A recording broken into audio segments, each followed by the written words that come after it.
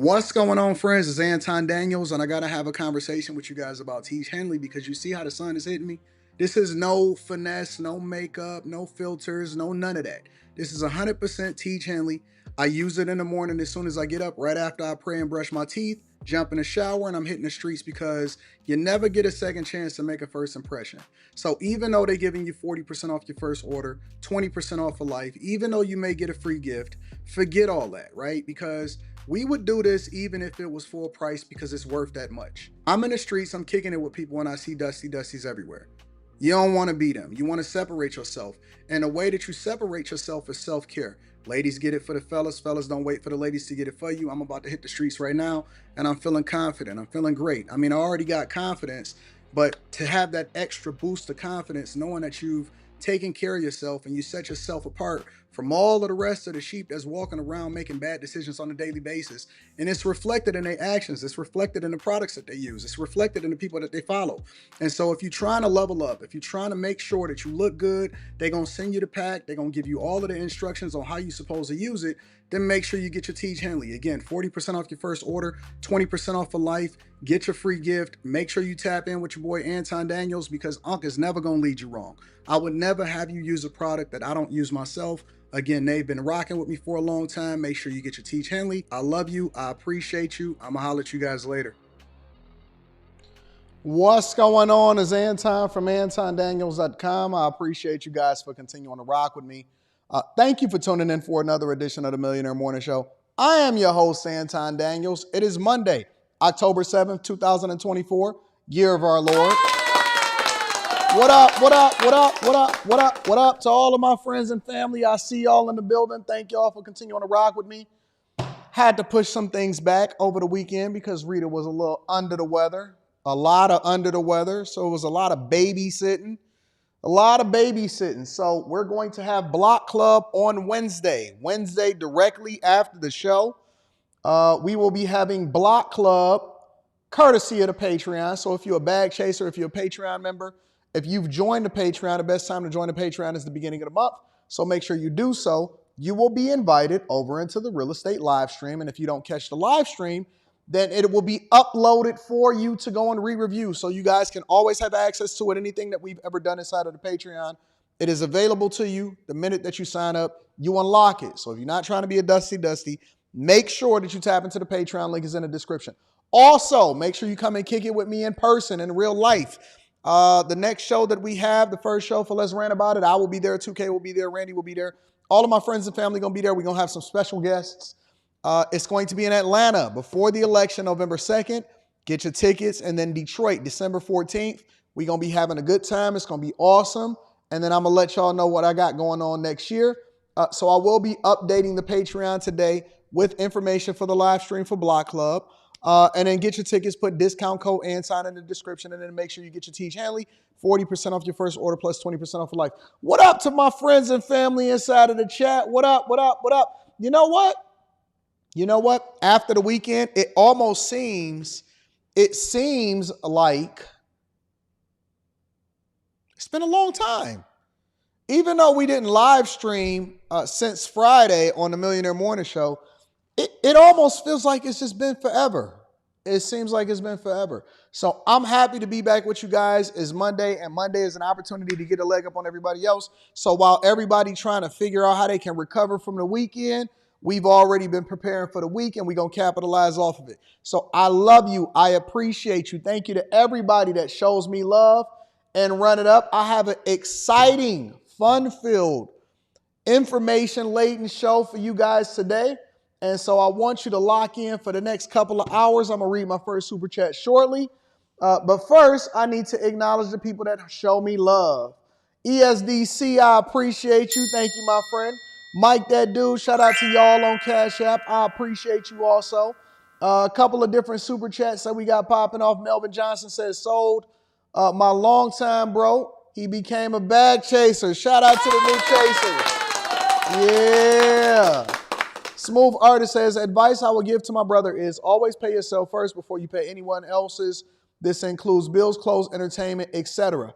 Well, let me give you a little bit of insight on paying yourself first. So thank you for the super chat, first of all. But paying yourself first doesn't mean it in the way that everybody tries to translate it. Paying yourself first means that you adjust for everything else after you account for what makes the most sense for you long term. So paying yourself first can be investing in yourself.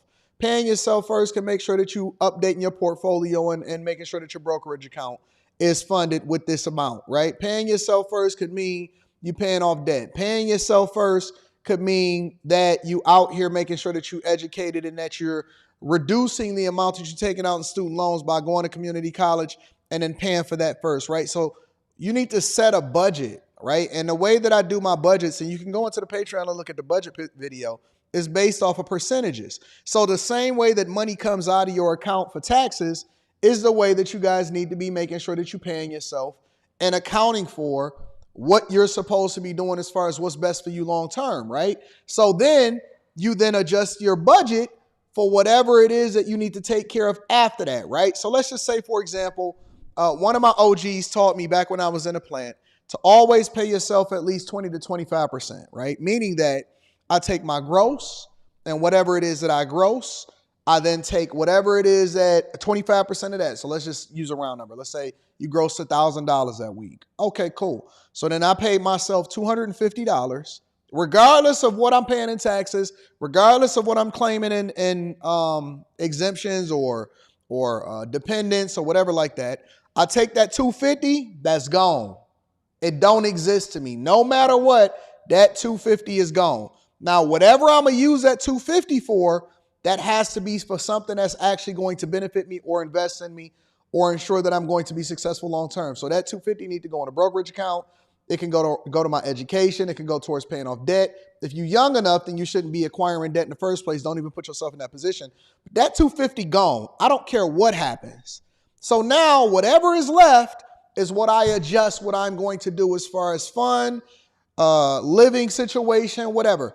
And the problem with most people is that they look at the market and they say, well, this is how much living costs. I'm going to do that.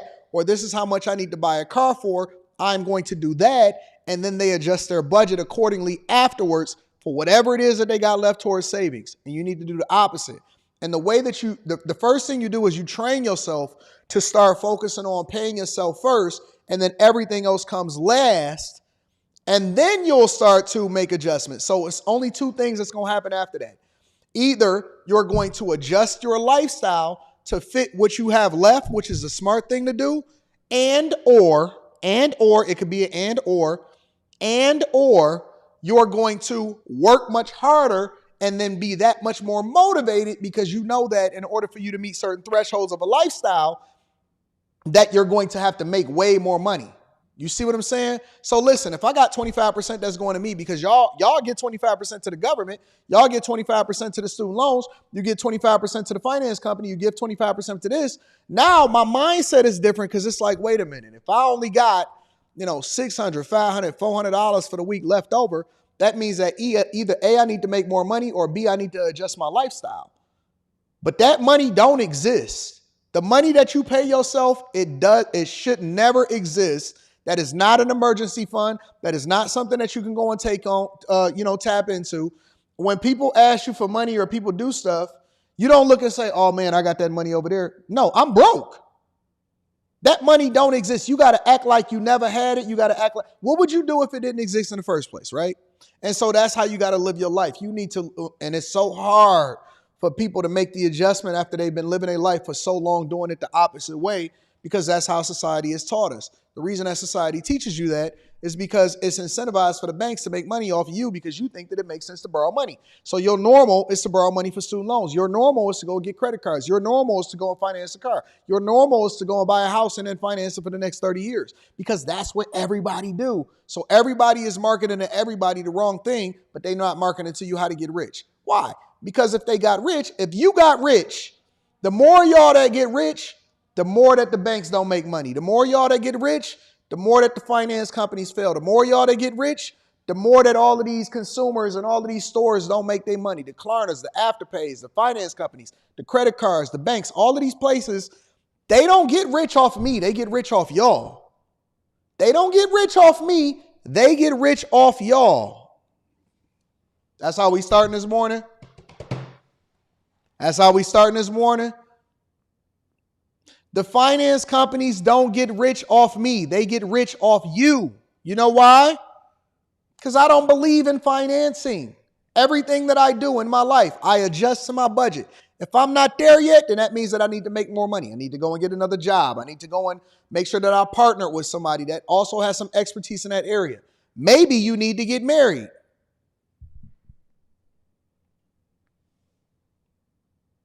Maybe you need to get married. You didn't know that marriage was a business decision? Especially when you broke. Marriage is for broke people. Don't let them lie to you.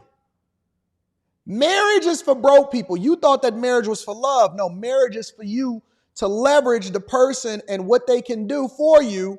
And then you reciprocate and then you give them whatever it is that you can do for them. And then you lean on each other in order to be able to grow and then build this wealth and build this empire. And then you preserve it by passing it on and ensuring that you're raising a group of people, the kids. The kids is not for you to feel good so that you can get mad at the daddy. The kid is for you to create a better environment going forward and then also be able to preserve wealth and pass it down to know that this earth is going to be in good hands because you've groomed a successor to your greatness. Marriage is literally a business decision. Maybe you need to go and get married because you can't do it by yourself. You insufficient in this area of your life. You keep crashing out and you don't have nobody to hold you accountable. Marriage, it shouldn't be for love. It shouldn't be for looks. It shouldn't be for all of this superficial nonsense. It should be for people that actually got your best interests at heart. And that's why you need to be equally yoked. It allows for you to grow in areas where you're weak at. Every decision that you make. Now, that don't mean that the love can't come with it. It don't mean that the box can't come with it. It don't mean that you can't have a great time that come with it. But it's business first. When I was a child, I did childish things. When I became a man, I put away that nonsense. It's time to run it up. It's time to take care of business. It's time to make sure that the person that didn't ask to be here, your kid, then is groomed to be a successor for your greatness. They're supposed to be better than you. You don't have kids so you can get taken care of when you get old. You have children so that you can make sure you have a successor and you give them everything that they need. You shouldn't have your son being raised to be a son husband. Your kid shouldn't be in football so that they can get a good contract and be able to take care of the parents. That's not what it is. That's not what happens. That's how your kid gets CTE. That's how your kid turned into Muhammad Ali in his last days. Everything is a business decision, but because we don't look at things business first, we make decisions based off of our emotions. That's why your children shouldn't be out the house right now. You keep trying to push them out the house at 18, 17, 19, 20, 21, making them pay a bill. That's not what, are they ready? Are they ready? Are they ready to go out there and prove themselves to be worthy of being a successor? Are you in a position to make them a successor? Are you passing on debt or are you passing on greatness? Are you passing on lessons? Are you passing on opportunities? Are you giving them what they need to make this world a better place? Are you passing on generational curses? Please, let's throw away that whole term generational wealth. Let's throw away the whole term generational wealth. It's not a real thing. You buying your kid a car, your son a car, is not a generational wealth moment. That's you preventing him from learning the lessons of what it takes to get hard work, and he's never going to appreciate it because you didn't make him work for it. You making your son a girl. You might as well get him a dress. You might as well get him a dress. What happens? Listen, if you're not confident that if you was to pass away, that your family would be okay, you did your family a disservice. If your kids at 19, 20, 21, 22, 23, 24 years old would absolutely fumble, crumble, fall, in the event that something was to happen to you because they're not sufficient enough to be able to take care of themselves and all they ever did was depend on daddy and mama, you failed as a parent. The criteria for girls is supposed to be different for guys. The criteria for you was supposed to be different so that you could teach your kids what life was supposed to be like as far as what it takes in order to be successful.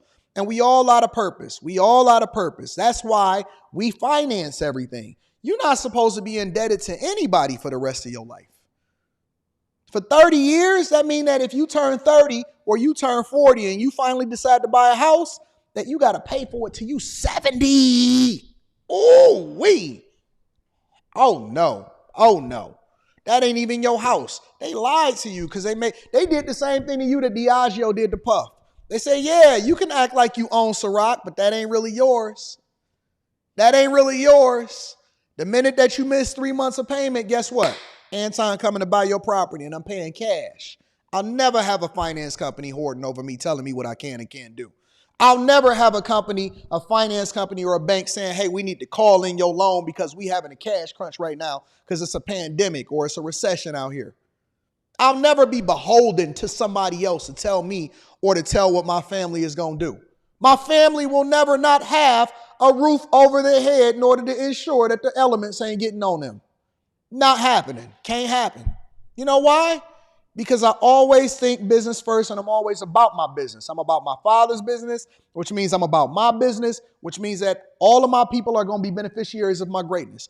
If you don't look at everything from a business perspective, if everything you do, you tricking off on these hoes, you taking vacations while you got debt, you don't deserve it. You have not earned the right to be able to do it just because everybody is doing it. And let's be clear, just because you see the pictures on Instagram don't mean that these people ain't broke. These people are broke.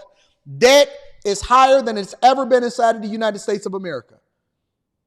Those people down there in Tampa and North Carolina, God bless them. But let me tell you something. They were not financially prepared for a disaster. If anything happens, they can't survive a month. That's why everybody mad at FEMA. And don't get me wrong, they should be mad at FEMA. But let's be clear. For me and mine, I'm never going to depend on who wins the president of the United States of America in order to ensure that mine is taken care of. I'm never going to depend on FEMA. I'm never going to depend on another man. I never want to put my family in a position that if anything ever happens to me that she got to go and get with another man and ensure she survives. I never want to put my daughter in a position where she got to look to another man for resources instead of looking at good character. That is our responsibility as a people. And that's why I get so sick of the culture sitting there begging somebody in order to make sure that they're taken care of. No, that's your right to ensure that you hold them accountable, not because you're under duress, but because you are in abundance. You can't have a conversation with somebody and ask them for something or demand something from them when you're suffering because they look at you as weak. You're the one that's at a disadvantage. The only time that you can negotiate is when you're in a position of power. That's why rich people win, is because they're not looking at it under duress. When you begging, you're at somebody else's mercy. When you're in a position of power, you control the narrative. You don't want to talk to me. You don't want to hear that. Anton, you in a position of privilege. Anton, you always... No, I just talk that real talk. And if you listen to me instead of listening to your mama, maybe your mama wouldn't be dependent on you in order to ensure that she survived because she ain't got enough in retirement. You can get mad at me all you want. That's why you dependent on the Democratic Party. That's why you waiting for a handout. That's why you need her to give you $1,500, $6,000 to take care of your baby. I don't want your money. When they was giving out them STEMI checks during the pandemic, I ain't getting no STEMI check. I don't want your money, your blood money. You can't give me nothing. You work for me. How you gonna give me my money and you getting paid by me, the taxpayers? You ain't never had a private job in your life. You ain't never did nothing. You ain't never built nothing. How you gonna tell me about a union member and you ain't never worked in a union? How you gonna tell me about how to build a business and every single story that you tell me is based off of something that you heard from somebody else that you seen somebody else did? Yeah, my nana's best friend owned a business. You don't know nothing about a business. You ain't never employed nobody. You ain't never tried to do nothing. You ain't never even failed at trying to build a business because you don't even know what that feels like. You don't even know how to set it up. You ain't never paid taxes. You ain't never paid nobody. Ain't nobody ever depended on you. Can't nobody depend on you. Can't nobody even call you for $1,000 if they need it. And we supposed to elect these people as our leaders and they have no real life experiences outside of what other people has given to them? We have to change our mindset. We got to change the way that we communicate. We have to change the way in which we're influencing people. We have to change the leadership. We have to force people to show us their receipts. How you going to give us advice on how to be successfully married and you can't hold down a relationship? We sitting here buying books from people that's failing in every single aspect of life outside of making money. And then we find out that the money that they made was blood money. We got to change our mindset, change our leadership, change the people that we look to for inspiration. Don't look at inspiration as a car. It's the how you got it that matters. It's the why. Your why and your how matters more than whether or not you have it. Because the option to buy it and choosing not to is just as powerful as if you got it to floss for everybody else. I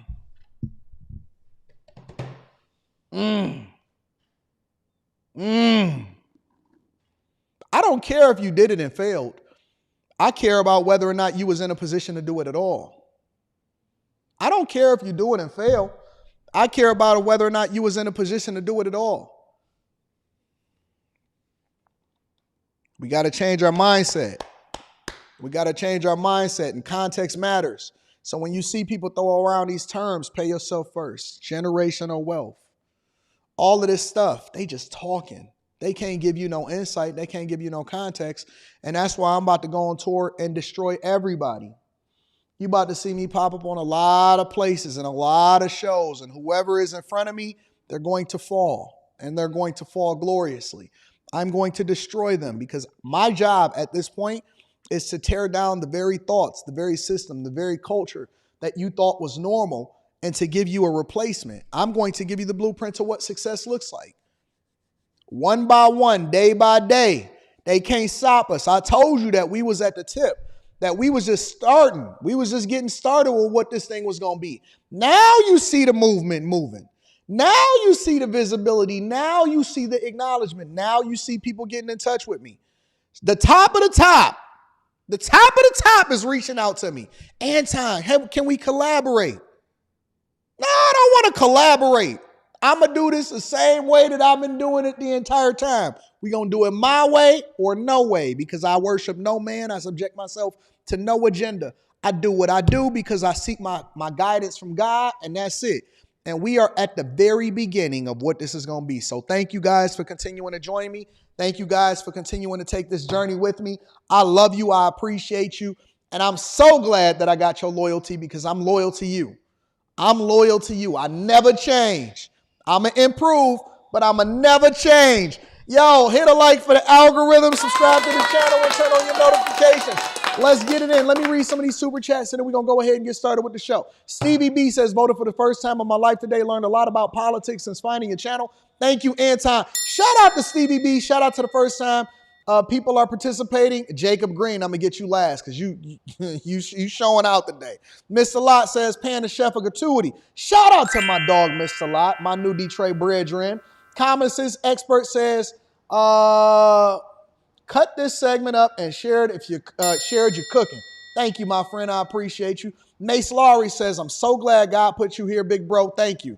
I'm glad that I accepted it. You got to accept it. He offered it to all of us. You there too?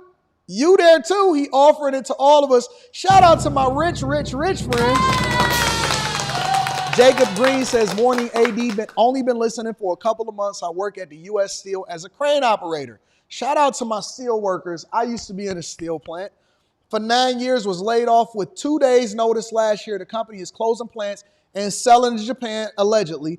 Grateful I was prepared financially for the shift. Love your insight. God bless. Hey, shout out to my dog, Jacob Green. I appreciate you.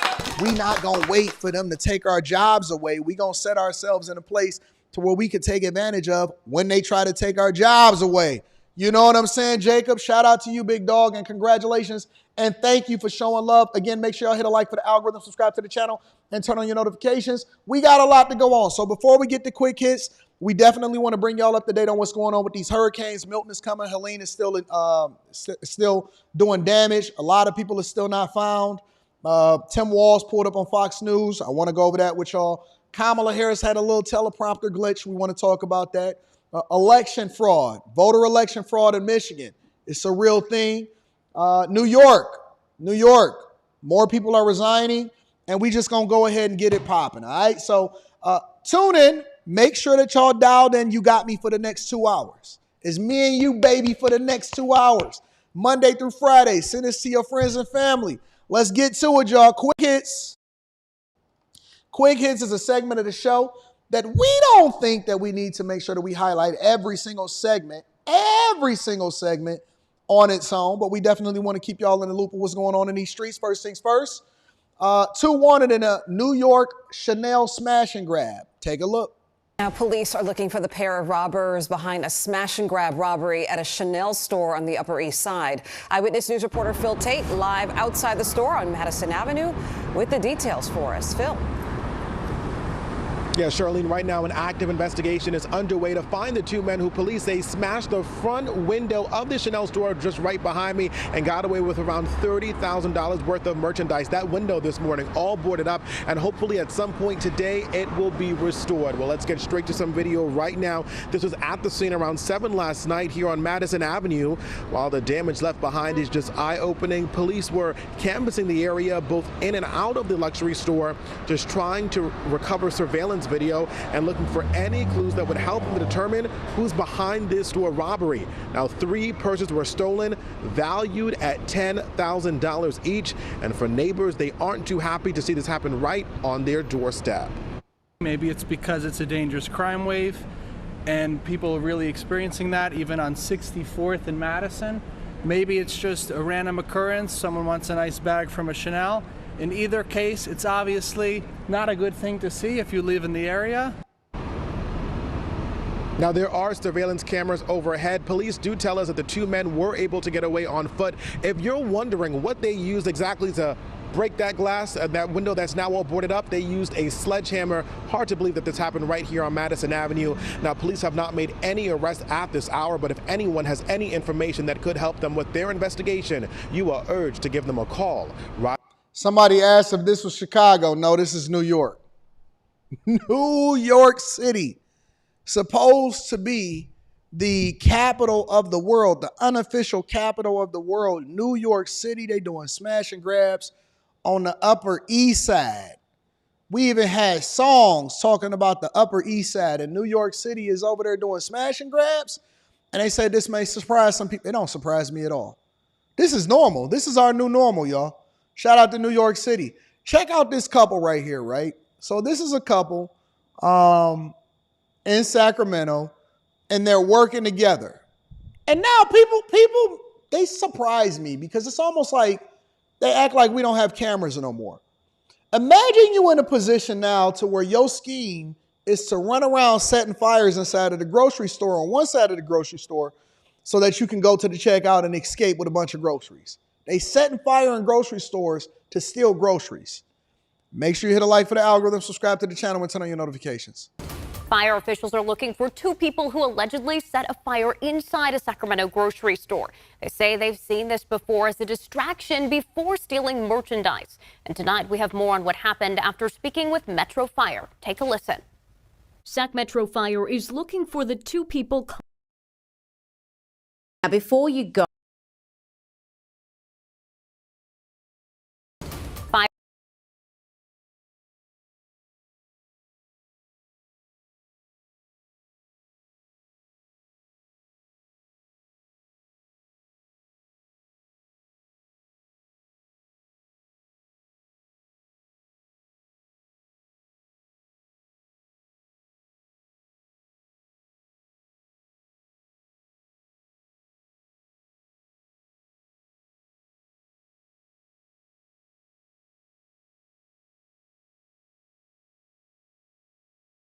I'm sorry, did I hit a mute? I'm sorry, I'm back.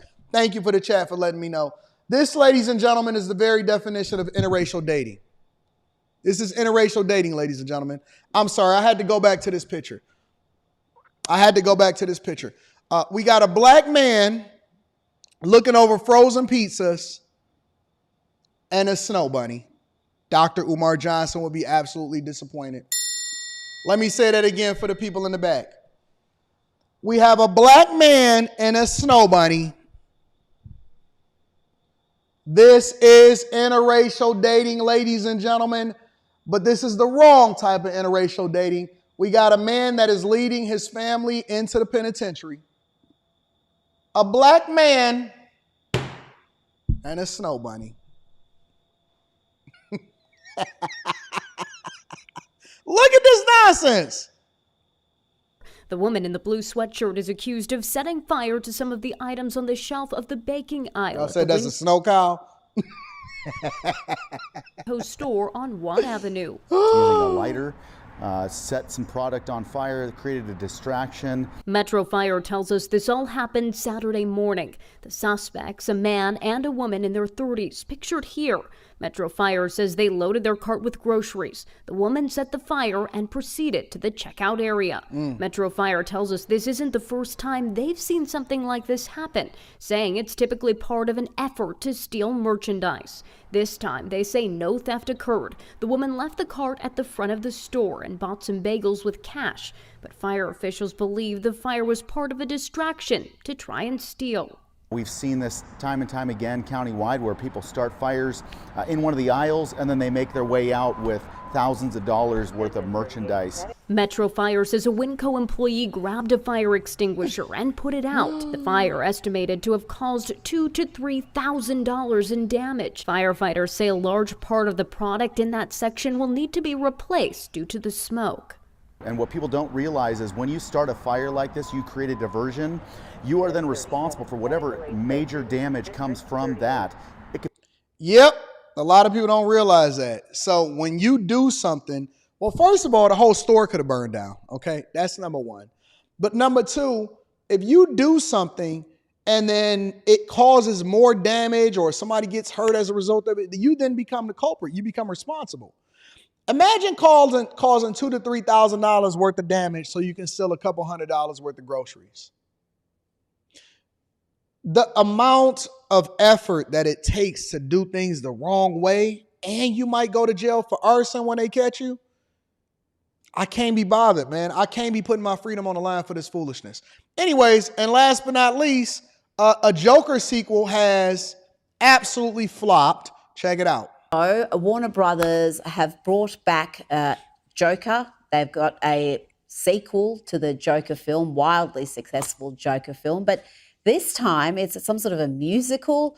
Here's a clip that's doing rounds. It's being variously praised and mocked, mainly mocked. Build this mountain high, let's build it. Mountain, mountain, build a mountain, mountain, mountain, build a mountain, mountain.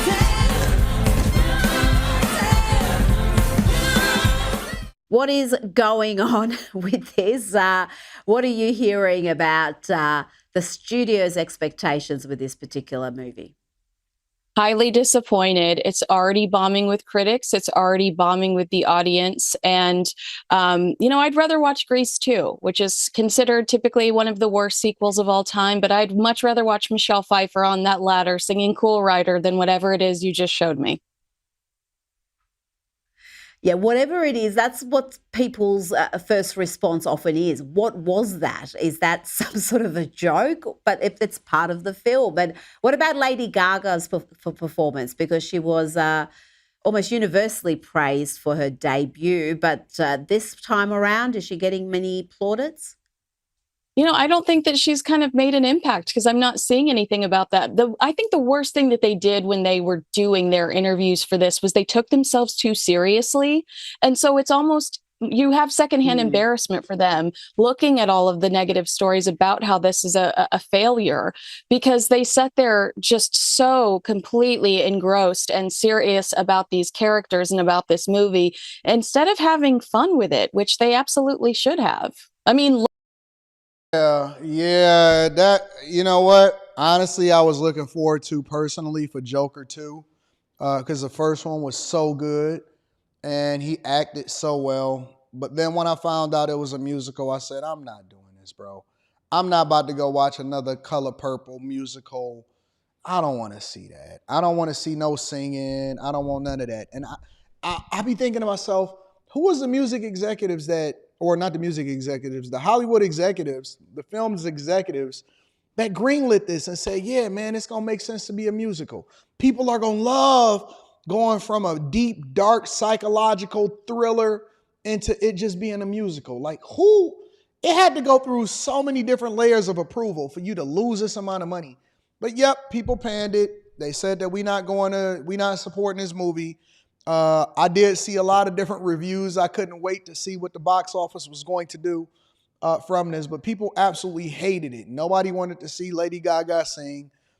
We didn't want to see that. We wanted to see great things. And you know what the worst part about this is that it's very rare nowadays to get a good movie that you want to actually go to the theaters and see. I like going to the theaters. I like going to the movies. I like sitting in the seats and stuff like that. And I just like seeing stuff with people. It ain't many movies to go and see anymore. I mean, you go see something like The Planet of the Apes or something like that comes out, but it ain't really nothing really to see anymore. But ladies and gentlemen, that's your quick hits. All right, let me read a couple of the super chats, and then we're going to go ahead and get started with the show. Mr. Joe says, good morning, Mr. AD. Did you hear the entire Chicago school board resigned? They're tired of Mayor Mohawk. I did. I actually had that as a part of the show, but I decided to push it off until tomorrow. So, yeah, Brandon Johnson is doing such a bad job, but we're going to talk about that tomorrow. Mr. Lott says, good, frozen pizza Pan-Africanism. Above and beyond and forever says, Anton, did you see that Kamala has pledged $157 million to Lebanon after she disrespected the people of North Carolina with $750? Doesn't surprise me. Send it to me in my email. We'll talk about it. We got so much to go over, but let's go ahead and get started with the show. So before we get into Kamala Harris and Tim Walz and voter election fraud and all of these things, let's talk about Hurricane Milton. So the hurricane is coming. It is coming. For my people in Tampa, don't try to survive this one. It's a lot of bodies that they got washing up. It's a lot of bodies that they got washing up. You want to get out of Dodge on this one.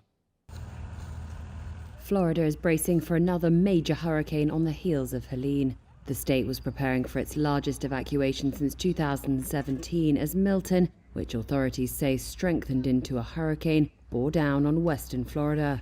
Milton is now classified as a Category 1 hurricane with sustained winds of 85 miles per hour. Tom Murphy and his family were among Floridians filling up sandbags on Sunday. Just in terms of preparation, you just got to do what you can early and just get out there, and it is what it is, right? The U.S. National Hurricane Center projected it will make landfall near the Tampa Bay area on Wednesday. The new hurricane was expected to affect areas already hit hard by Helene, which made landfall further north a little less than 2 weeks ago. Florida Governor Ron DeSantis warned of a potentially higher storm surge and more power outages from Milton compared to Helene, which the state is still reeling from. This is a 24/7 moment for this debris removal. You have a storm and then have one less than 2 weeks later, 2 majors back to back. That is not something that is easy. That creates a lot of challenges. And so what we have to do is just do it round the clock until it's no longer safe to do it. Helene left a wake of destruction across North Carolina, Florida, and much of the South. That storm also killed more than 200 people across 6 states, making it the deadliest named storm to hit the mainland U.S. since Hurricane Katrina killed nearly 1,400 people in 2005. Meanwhile, U.S. President Joe Biden has dispatched an additional 500 troops to North Carolina to assist with recovery efforts from Helene, part of a wider federal response that includes $137 million in approved. So before we get into Milton, before we deep dive into that, because I see some people in the chat, shout out to my chat. Somebody said, what's my email address? Hey, any of the moderators, can you please put my email address in the chat, antondaniels413@gmail.com. Number one, let me just tell the people that y'all got to get out of there. Get out of there, bro. If you can, get out of there, because it's too many bodies that's piling up and too many people think that they're going to ride it out. It's not going to go well for you. You got to assume the worst and hope for the best. Assume the worst and hope for the best.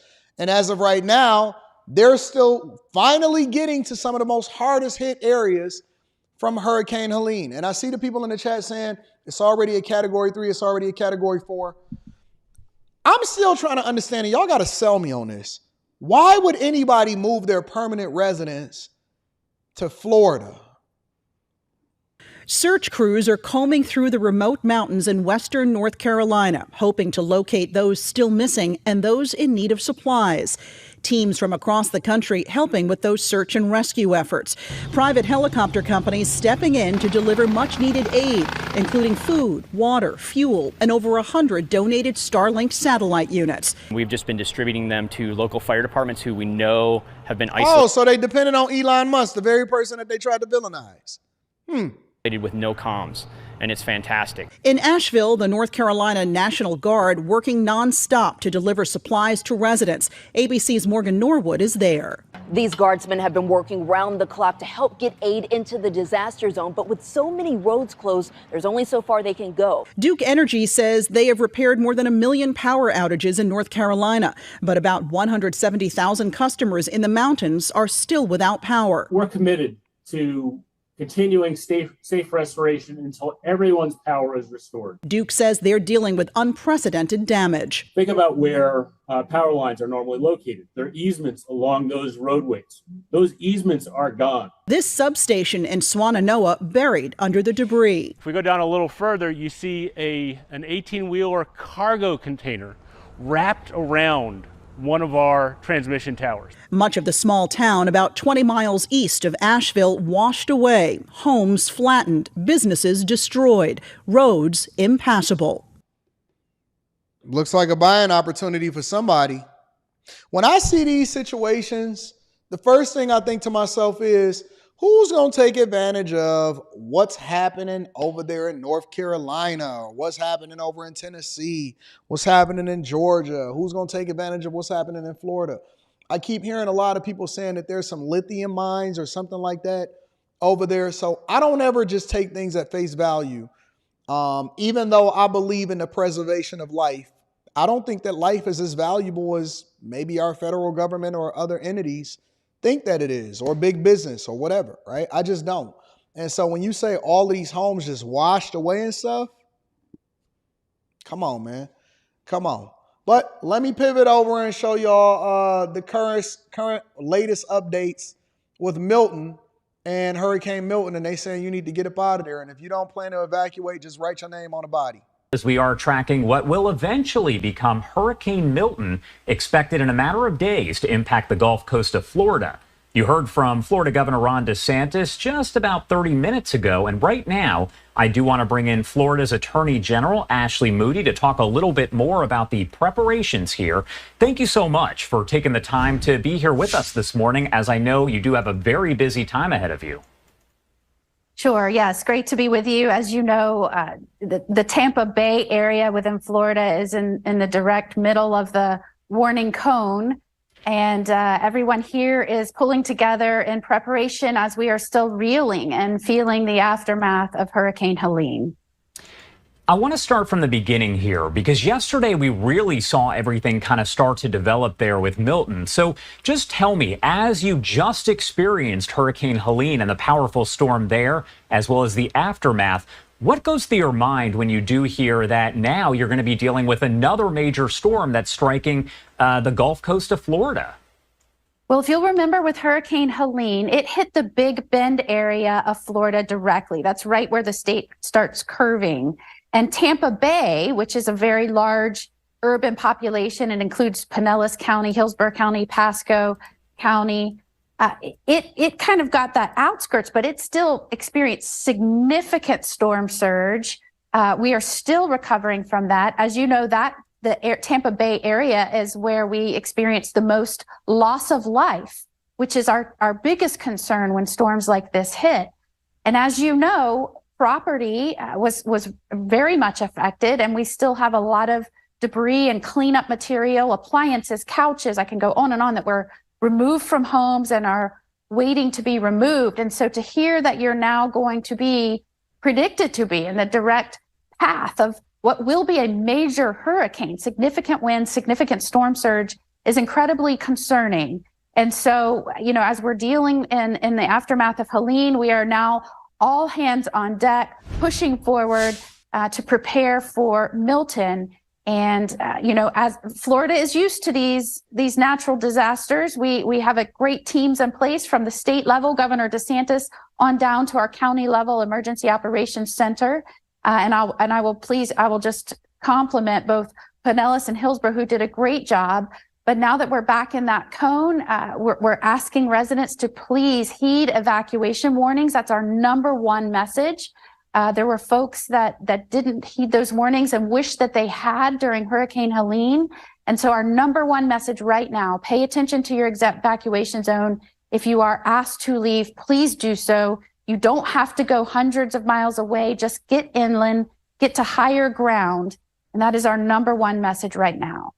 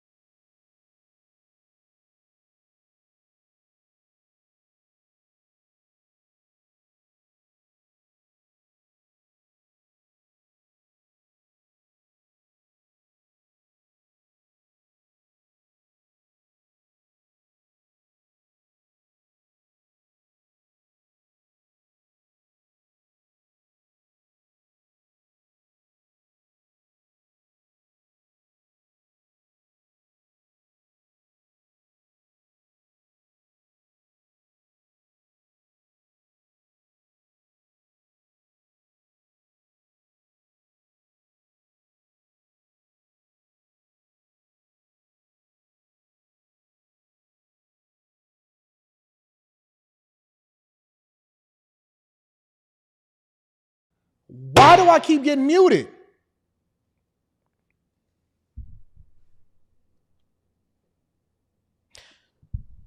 I was having conversations with family members. Thank y'all for letting me know. I don't know how I keep getting muted. I was having conversations with family members, and a lot of them moved from Michigan down to Tampa. Thank y'all for letting me know I was muted. A lot of them moved from Michigan down to Tampa. And literally, they are in the eye of all of these storms. Now, obviously, a lot of them was spared and nothing ever happened as far as them being significantly affected from Helene. But, you know, I told them, and I had a conversation before I even went out to the West Coast, before Helene hit. And I said, listen, y'all shouldn't be building homes down there. You should not be investing in that economy. That's not going to be good for you, in my personal and my professional opinion.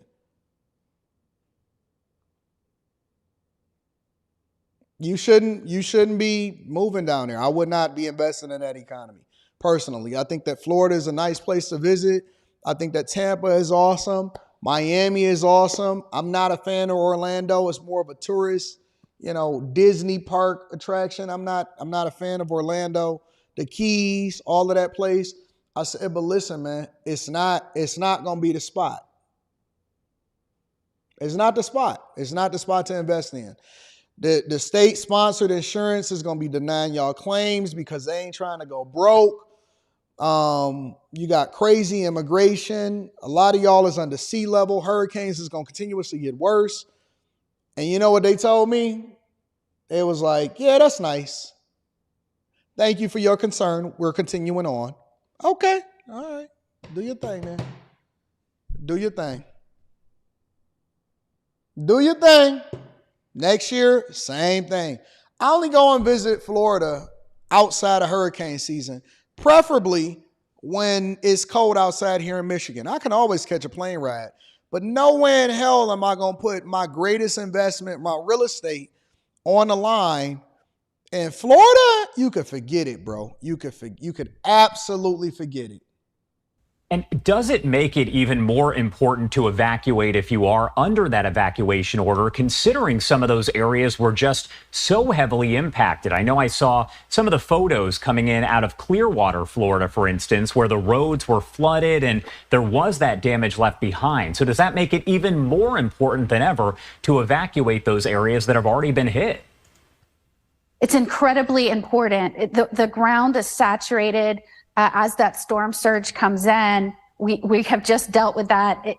It's saturated. That presents very real challenges to being able to absorb that water. And so, again, and I know there are so many people. This is my home county, born and raised within this county in Florida. We have so many friends that are still reeling from the affects of Hurricane Helene. And I do think, because we just experienced this, I spoke with the mayor here in Tampa, who said, we think Helene is going to help us get through to folks in terms of evacuation for Milton. Nope. Because even Some those people that said they chose ain't to going stay nowhere. within those very low-lying areas, subject to storm surge, they saw what can happen. And it's not just during the storm where those risks are real. It's in the immediate aftermath when it's hard to get communications to you. In many areas, we were 99% down for electricity.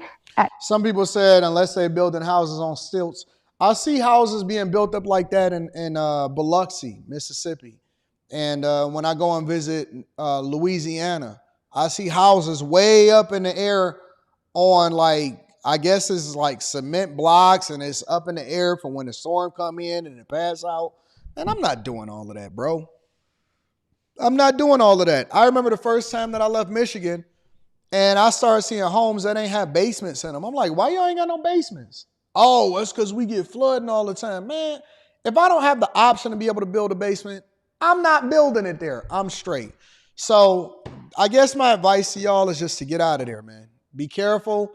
I know a lot of y'all, like, you got everything invested in it. If you can, get out of there. Get the first place that is going to be a catastrophic failure when it comes to real estate is Florida. Florida is always the one that suffers first. It's going to be Florida, then it's going to be Nevada, okay? The reason that it's going to be Florida and Nevada is because Florida is always going to take the brunt of whatever happens in the economy first, especially since A, its cost of living is high, B, natural disasters always hit there first, and C, insurance companies is pulling out. And then last but not least, you see today, people cannot sell their homes in Florida. People are having difficulty. I know Kamala Harris keep telling y'all, we're going to build 3 million new homes by the end of my first term. It's 1.8 million homes on the market right now. Right now, it's 1.8 million homes on the market. You drive down a lot of these neighborhoods in Miami and Florida, those condo buildings is empty. Those buildings is being foreclosed on. A lot of these neighborhoods, they got for sale signs up just like it was 2006, 2007. All right? And so the first place it's going to hit is Florida. The next place it's going to hit is Nevada, because when people don't have money, guess what? They stop traveling. Tourism. Industries that are heavily hit by tourism is going to be absolutely decimated. All right? So I'm just telling y'all, bro. I'm telling y'all, get out of there if you can. Somebody in the chat said, Anton, how do you evacuate a whole city? Get out of there, bro. And I'm not just talking about temporarily. If you can, y'all ain't gonna listen. You ain't gonna listen. It is what it is. Anyways, Florida's a great place to live. Okay, I got you. You're right. You got it. Get out of there if you can. Don't find yourself in the eye of this storm and then this hurricane and more is coming, all right? Sorry for being muted on some of that. I'll cut that out of the main live stream once we're done. Thomas Bell says, looking forward to 2028 election. I'm looking forward to this election. If Trump wins, do you think Vivek will be willing to be J.D. Vance's running mate? Or is it president or bust for Vivek? Or would Byron Donalds be better? I think that usually the vice president is always going to be somebody from a swing state. The vice president, 9 times out of 10, either is somebody that can resonate from an identity politics perspective on the Democrat side, or it's going to be somebody from a swing state. Usually it's either one of the two. It's going to have to be somebody of color, or it's going to be somebody from a swing state, because it has to be something that people identify with. That's usually what happens. It's going to be somebody from the Midwest, or it's going to be somebody of color. So, take that to mean what you want it to mean. You know what I'm saying? Shout out to Thomas Bell. Howie Brown says armpit of Florida is always hit by hurricanes. Yeah, but they're getting worse, though. Mr. Martinez says, good morning, AD. Have you heard about the patent on hurricanes and tornado? A patent? I ain't heard about that one. You're going to have to fill me in on that one, big dog. Blockchain Brian says, I used to live in Tampa. I have family there as well. Tampa is like a second home. I love it, but you're right. Milton is giving me Katrina vibes. It's bad, man. Splash Math, it says, I think depending on the area of Florida, insurance is moving out. I live in North Florida. Okay. All right. Y'all let me know how that work out for y'all. In the meantime, on top of that, Kamala Harris has a teleprompter glitch that I think that y'all should be aware of. This is going viral. Check it out. So 32 days. 32 days. Okay, we got some business to do. We got some business to do. All right. Hey, how come?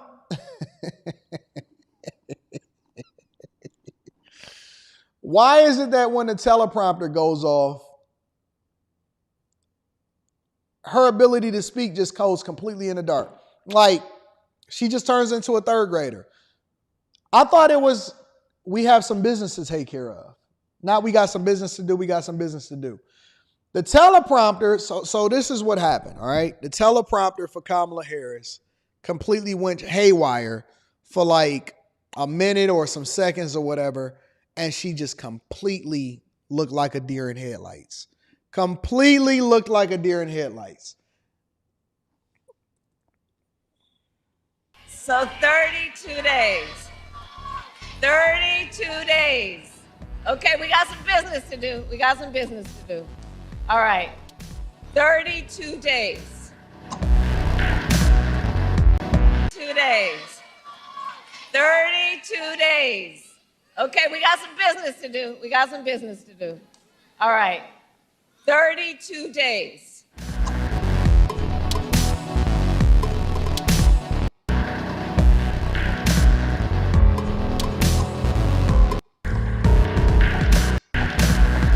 He did. Then American automakers announced the closure of 6 plants when he was president, including General Motors in Warren and Stellantis in Detroit. Thousands of Michigan auto workers lost their jobs. That's not true. That's not true. That's a lie. Stellantis actually built the Jeep plant in Detroit. General Motors is still over there in Warren because, okay, so Warren is one of the technology headquarters for General Motors. And what they did was they moved them to different plants. They didn't lose their jobs while it was under the Trump administration. They moved them to different plants. That's a lie. That is a bold-faced lie. And when it came to building the cars of the future, Donald Trump sat on the sidelines and let China dominate. So let me give y'all the context. You know what? Politicians lie so much. She says when the United States is supposed to be building the cars of the future, they let China dominate. All right, let me give you the context, right? China subsidized all of their electric vehicle automakers, right? Such as BYD.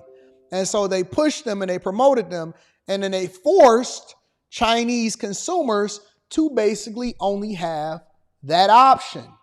That's not the case here in the United States of America.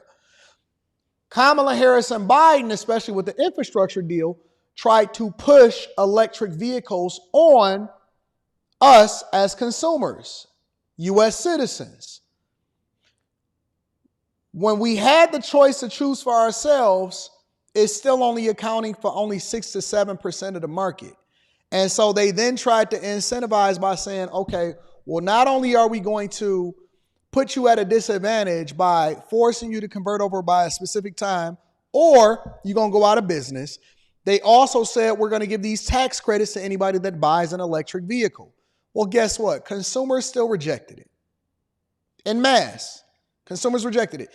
It works for some people. It doesn't work so much for other people. So when she says, well, Donald Trump had the chance to build the cars of the future, no, that's not true. That's why Elon Musk is actually endorsing Donald Trump for president of the United States of America.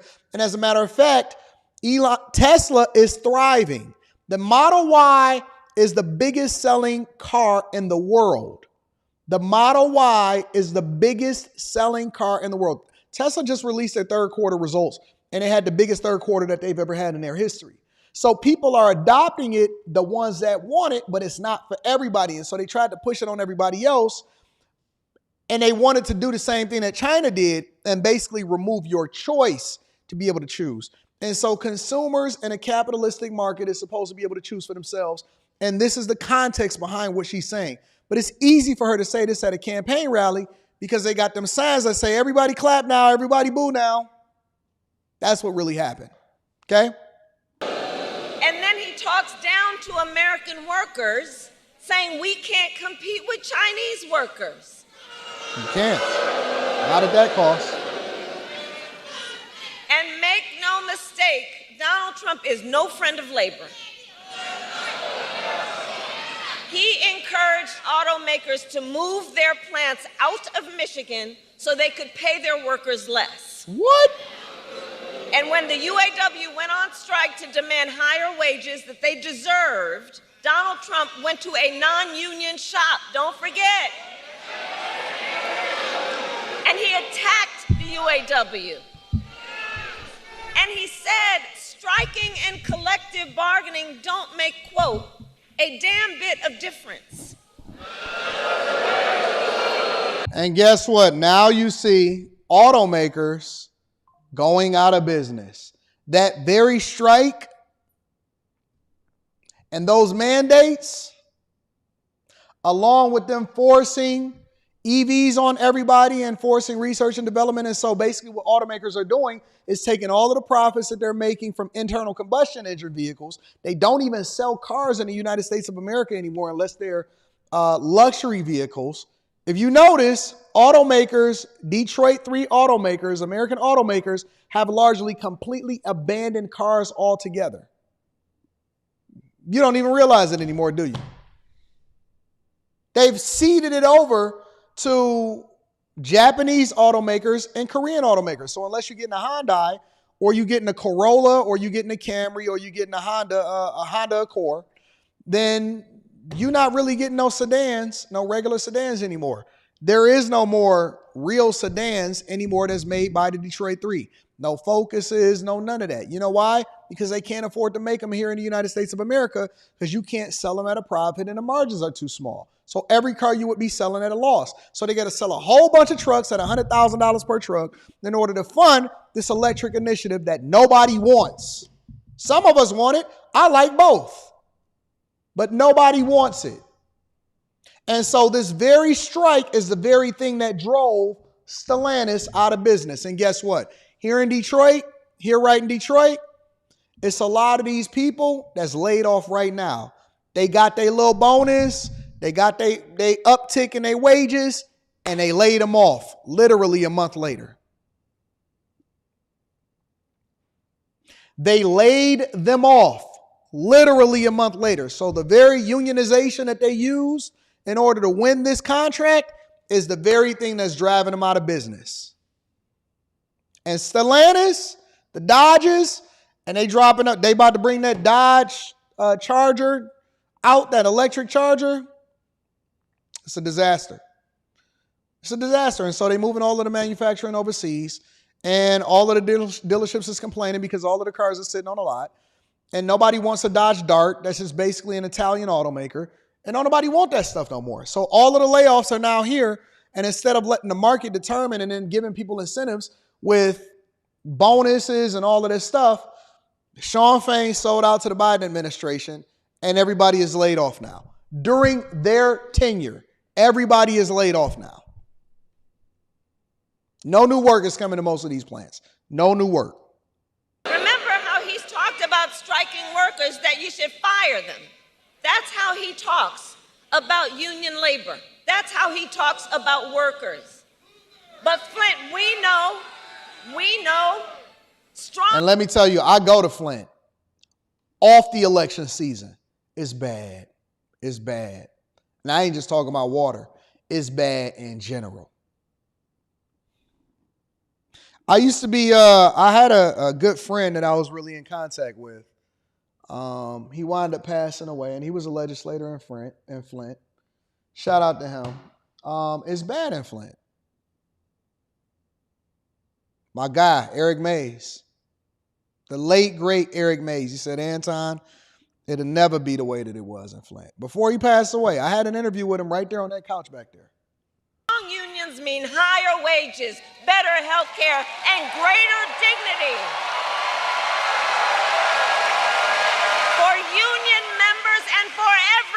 None.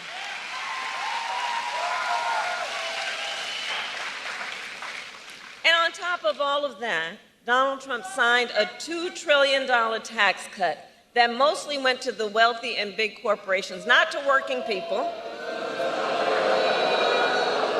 And now he is making the same empty promises to the people of Michigan that he did before. But we will not be fooled. We will not be gaslighted. Donald Trump's track record is a disaster for working people. I wish I could see what was on that on them teleprompters. And if he wins again, it will be more of the same. Check this out. 2 days ago, his running mate, maybe you saw that. No, but how about that Tim Walz, by the way?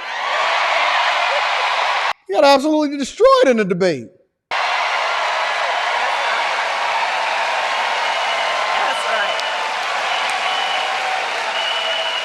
So 2 days ago, Donald Trump's running mate suggested that if Trump wins, he might let the Grand River Assembly plant in Lansing close down.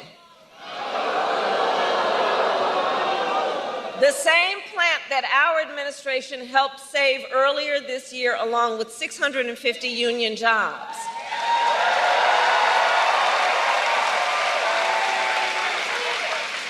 Michigan, we together fought hard for those jobs, and you deserve a president who won't put them at risk.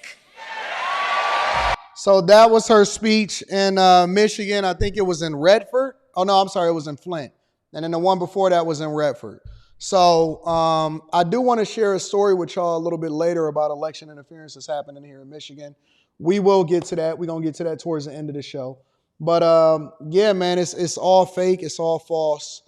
And they're conflating and they're gaslighting you, but they're not telling you everything that's really happening. All right. So shout out to Kamala Harris and everybody that's voting for. All right. Let's see what we got here. Let me read a couple of the super chats and we'll continue on with the show. We're going to try not to mute ourselves anymore. Cam sounds like a robot glitching. Shout out to my dog, Delta Fox. Jerry Early says, thank you, Anton, your brother over here in Big Island, Hawaii. And remember, we have 32 days, 32 days. Freedom Kev Podcast is in the building. Says, met two people who planning on voting for Trump, but never voted before, didn't know they were registered. And please make sure, didn't know if they were registered or not. Please make sure all of your information is correct so you can vote and don't get denied. Tang Clan Emperor in the building says, every time I hear her voice, I get so cringe. She's a liar. Shout out to everybody that's in the chat, all 4,000 plus people that's on YouTube. I appreciate y'all. The likes are anemic. The likes are low. All right. We need above 25% on the likes. We do have above 25%. I would like to get to at least 50% on the likes. All right. Make sure y'all hit a like for the algorithm, subscribe to the channel, and turn on your notifications. Let's move over to the next thing. So Tim Walz pulled up to Fox. First time that I actually ever seen somebody on the Democratic side pull up in op territory. I couldn't believe it. When people sent it to me, I said, no way, no how did Tim Walz pull up to Fox News. But he did. And let me give him a round of applause. We will never see Kamala Harris do it. So she sent her lapdog, Tim Walz, to do it. All right, so I have not reviewed the entire interview. I just seen portions of it. But this was Tim Walz's performance on Fox News. Joining us now, Democratic Vice Presidential nominee, Minnesota Governor Tim Walz. Governor, great to have you with us on Fox News Sunday. Great to be with you, Shannon. Thanks for having me. Okay, so I want to pick up where Alexis left off there in the Middle East, because you were asked in the debate the other night a question about whether or not you would support a preemptive strike by Israel. She got straight to it, didn't she? She ain't waste no time. On Iran. You didn't really get to an answer on that. So this administration continues to call for Israel to moderate its response after being attacked by Iran. Do you now think that Israel has a right to either strike oil facilities, nuclear facilities? What's your position on that? Well, look, let's remember how this started, and we're approaching tomorrow a tragic anniversary. Hamas terrorists murdered over 1,200 innocent Israelis, 46 Americans, took hostages. We have been clear. Israel has the right to defend itself. We've always stood in that position. We need the hostages returned, and we need to bring an end to the humanitarian crisis in Gaza. But again, the point is it's Iran is at the heart of this, and their proxies that bring disruption throughout the region. That's why being in the Situation Room as Vice President was, working with Israelis to repel the attack we saw this week. They tried it back in April, the same thing. And that's the point of being and boxing Iran in. President Trump tore up the nuclear deal that moved Iran closer to a nuclear weapon. He also allowed Iran to shoot down an American aircraft in international airspace with a tweet. And when Iranian missiles fell on U.S. troops, he called it a headache when it was traumatic brain injury. Just to be clear, we have always said we reserve the right to protect American troops, our allies in the region, and that there is consequences for Iran. So what you're seeing right now is the ability to work with our allies, the ability to make sure Iran does not further, and every administration has dealt with them for 45 years. Now it's to make sure, and there has never been a question, Israel has the right to defend itself, and we stand with them to do that. Okay, so listen, I like Tim Walz. All right, I don't, but that's irrelevant. So I don't necessarily like Tim Walz and what he stands for, but I like the fact that he is pulling up in op territory, and I also like the fact that it seems like he's smarter than he really is. But here's my problem with Tim Walz, and it's the same thing with Kamala Harris, and I also believe that Tim Walz has stolen a lot of Kamala Harris's ways. And what that is the art of word salad is strong with this one. The art of word salad is very, very strong with this one. When we listen to these people, you have to understand that if they talk long enough, they'll divert you away from what you originally asked them. The question was, do you support Israel taking preemptive strikes against, not is Israel or do Israel reserve the right to be able to defend themselves against attacks? That's not the question. The question was, do you support the idea that Israel can do preemptive strikes against their enemies?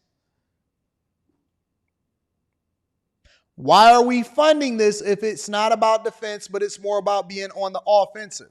Now, right or wrong, you did not answer the question, and that's what I'm always trying to understand. Why are you hitting us with all of this word salad and wasting our time instead of answering the question directly and then adding the additional context? But it's a classic Kamala Harris politician move, and that's exactly what you just seen with Tim Walz. We need to bring this to a conclusion. Does that include a strike on Iran's nuclear or oil facilities? Specific operations will be dealt with at the time, but being word salad are strong with these ones. Word salad is strong with these ones. They do not answer questions ever, ever. He is no J.D. Vance. Again, we're giving him credit for showing up, but he is not a J.D. Vance. He does not answer the questions. Very clear on this. Iran, there was consequences for what they do. That's what's happening right now. Israel's right to defend itself is not in question.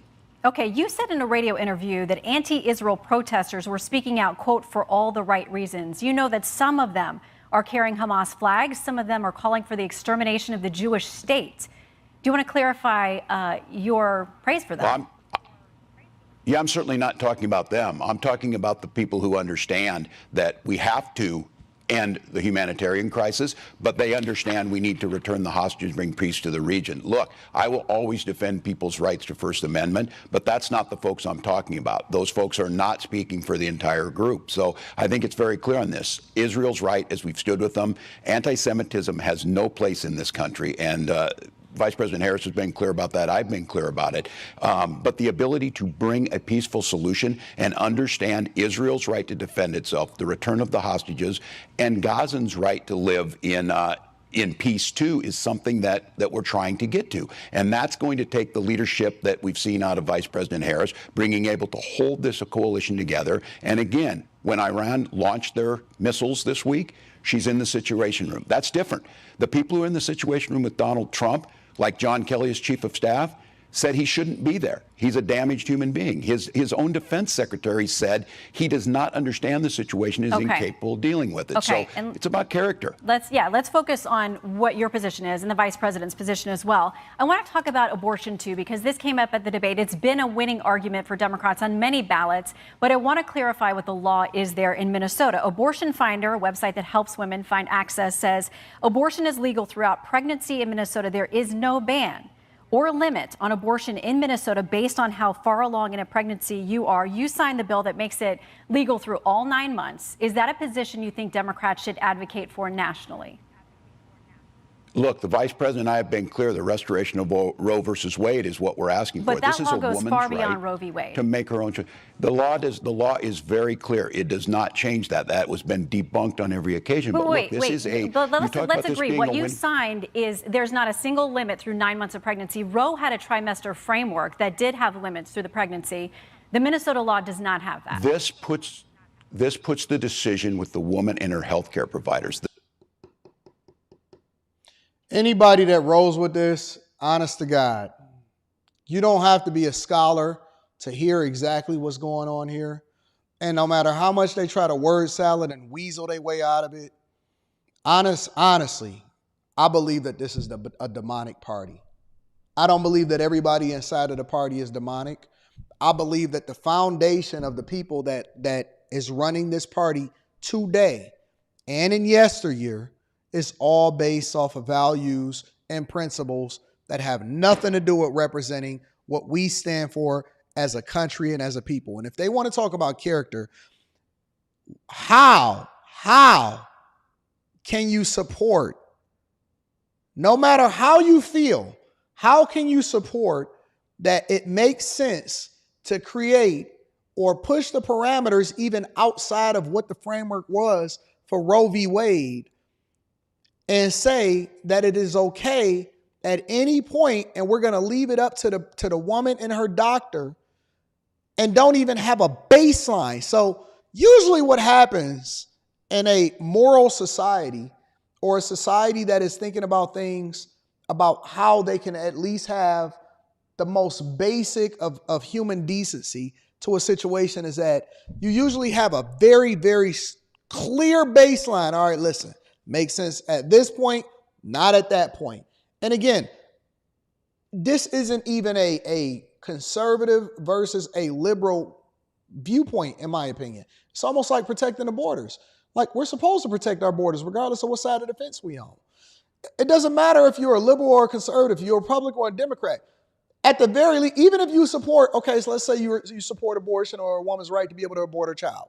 Let's say you're making that argument. Okay, so what is the parameters?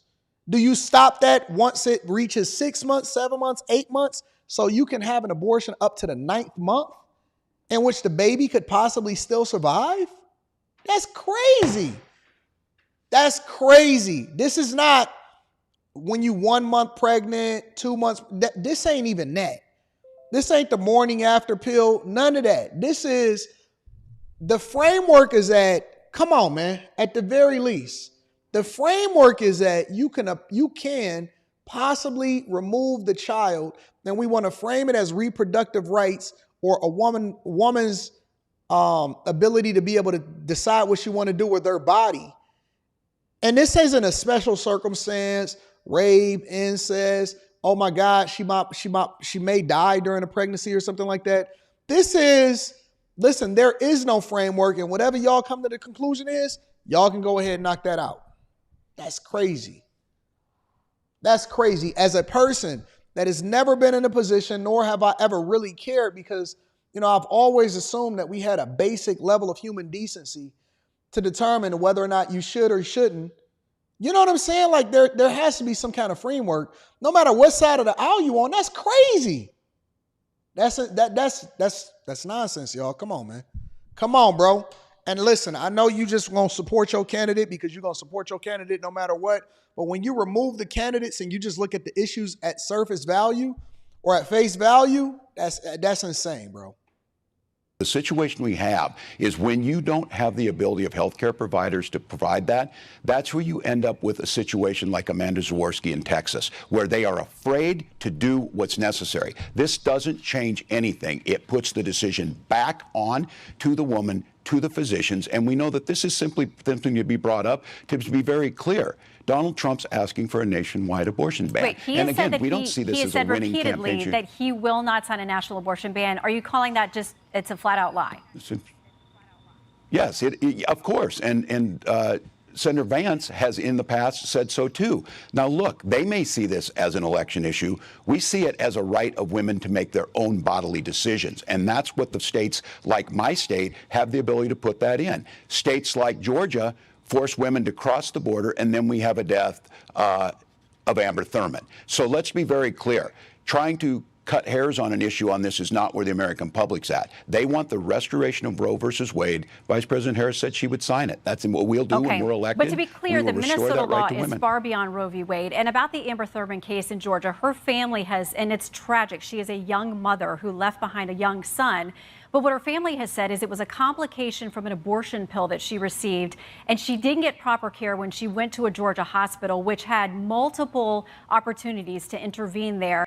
Eric D., I agree with you. I think that this is an issue that Democrats largely have been able to capitalize off of. But I'm not talking about winning or losing in this situation. I'm talking about basic human decency. I'm talking about morals and characters. I'm not even talking about Trump versus Kamala Harris, Republican versus Democrat. I'm asking the question of when do we remove the politics from it and start looking at humans as humans? At what point do we then leverage science to make an informed decision and say, you know what? This is wrong and this is right. I'm not looking at this as a political issue. I know where Trump stands. I know where Kamala Harris stands. Kamala Harris wants Roe v. Wade back in office. Trump says that he does not want this on a federal level. The individual states should be the ones to determine what happens in their state. Ohio, which has largely been a conservative stronghold, has said that they want liberal policies when it comes to abortion. I'm not talking about the politics of it. I'm talking about the humanity. Why would somebody advocate for this? Why would somebody, at the very least, even if you are the most liberal person in the world, not put a parameter? Because I thought that we don't want to see, especially in the 9th month, 8th month, 9th month, a baby being deleted. That's crazy to me, bro. Her own attorney, the family's attorney, says it wasn't the Georgia law, it was the hospitals, what he claims is malpractice, not treating her when she clearly showed up in distress and still had the byproducts of her pregnancy because of that rare complication from the abortion Thank you for pill. So clearing just to that be up. clear on the Georgia law and how her family and her attorney sees it. I think they also indicated that had she not go to North Carolina after the debate the other night, that she would have been in a better position. So look, these are the situations you're going to get into when you take this decision and put it in the hands of politicians like Donald Trump rather than women and their doctors. We trust women, we trust doctors, and we know the outcomes of that are better. Okay, let's clarify more changes that you signed in Minnesota as well. Several things were repealed with respect to reporting infants who may have survived an abortion attempt. Language that used to be part of the statute was taken out. We'll put this on the screen so people can see. It used to require medical personnel to, quote, preserve the life and health of the born alive infant. That language has been repealed. It's no longer part of the law. Also struck from the law was language about reporting infants that are born alive, what treatment they receive, and whether they live or die. Why was it important to you to get that protection out of the law? Minnesota law aligns with every other case of what physicians are required by their ethical responsibilities. And so it changed nothing other than aligning with all care that physicians provide in any circumstance for any medical case. And so it's alignment, as it's always been. It's the cases we've seen in Minnesota, the outcomes we get in our healthcare results are the best in the nation. And all it did was align with existing law. But you do acknowledge it takes out the language about preserving the life of an infant who was born alive. Every doctor has an ethical responsibility to provide what they can in each situation. Honestly, bro, I mean, you just can't tell me that these people are not demonic. Real talk. It just doesn't make sense the way that they talk and the way that they speak and what they advocating for. And they just making it okay. Thank y'all for the super chats. I'm going to read the super chat shortly. They're making it okay for them to just do what they want when they want, and that's not okay. It's not okay for them to just say, well, the law, or you know what, they have an ethical responsibility to figure it out for themselves. No, bro, no. That is the way the law is written now. It's the same for any person who shows up. And Removing again, this is language. a distraction from the real issue here is women being forced into miscarriages, women being forced to go back home, get sepsis, potentially die, like we saw in cases in Texas, and maternal mortality rates in Texas have skyrocketed off the charts because of this. This is bad policy. Vice President and I have been very clear on this. We will restore the rights of Roe versus Wade. We will make sure women have their health care decisions. We will not put people's lives at risk because of the geography of where they live, and it will go back to the way it was before Donald Trump gleefully said, we've got the best of both worlds here. Things are wonderful. The states are handling it. It's a beautiful thing. It's not a beautiful thing to see women dying. It's not. Question in the chat, y'all. Question in the chat. Do you guys think that Roe v. Wade should be reinstalled to where at a federal level, they're basically dictating what you can and can't do with your body? Or do you think that the individual states, it should be in the hands of the voters at the individual states for whether or not you should be able to delete a baby or not? Just question in the chat. Y'all let me know. A beautiful thing to put doctors at risk of being imprisoned. It is not. It is not to see any single woman suffer. And by the way, there's not a single state, no matter how pro-life or restrictive their laws are, that do not allow a doctor to intercede. That's true in Georgia and Texas as well. I want to turn to the economy. Our latest polling shows that 66% of Americans we talked to said that buying groceries is a, quote, major problem for them. And when we ask people about how they feel about the policies of this administration versus the previous, double the amount all of y'all are saying the states. Everybody is saying number two. Everybody is saying the states level. I'm going to make a poll in the chat. Say that Biden-Harris policies have hurt them rather than help them and their families economically. That's in stark contrast to how they feel when asked about the Trump administration. So what would a Harris-Walz administration do different than a Biden-Harris administration when it comes to convincing people that the economy is going to get better for them because their perception is that it's not? Well, we saw a blockbuster jobs report this week. We saw interest rates come down, and we've also seen that Vice President Harris laying out a middle-class agenda. Look, I was in Ohio yesterday, in Cleveland, in Cincinnati, and talking about this. Folks in Ohio know that Donald Trump's policies led to 180,000 manufacturing jobs leaving. They understand when he left office, we had more people unemployed percentage-wise than the Great Depression. What Vice President Harris is talking about is making it more affordable to buy housing, and we've seen it in Minneapolis. When you have more housing stock, we've seen rates go down. We've seen more houses available. Also, the idea of price gouging. 37 states, Republican and Democratic states, have this. Corn is about $4.10 or so a bushel. That's where it's been for many years, up and down. But prices at the grocery stores have skyrocketed, corporate profits have skyrocketed, and people are paying more. So we talk about that. And then I think the fundamental difference here is Donald Trump kept his promise. He cut taxes for the wealthiest.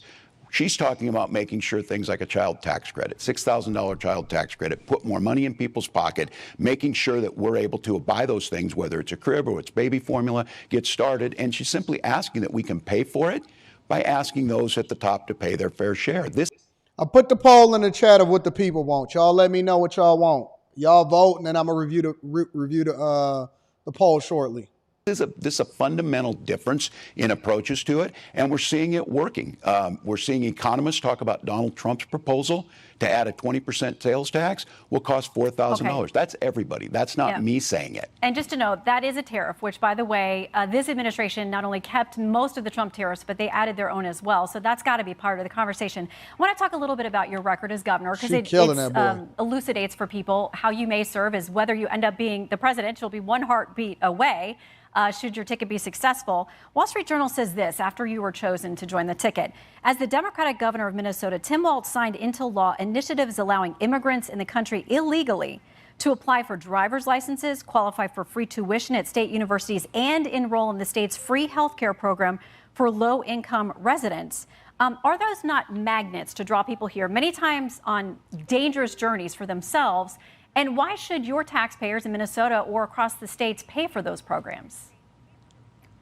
Well, that's not the vice president's position, but I will say this. Minnesota ranks as a top 5 business state. We rank as a top 3 state for children living, and we're the top state for healthcare access. I would also add this. We also have some of the safest roads. Look, the vice president has made it clear that she has policies that make a difference. Her border policies are the most strongest, the fair. Wait. So he's not going to answer that question?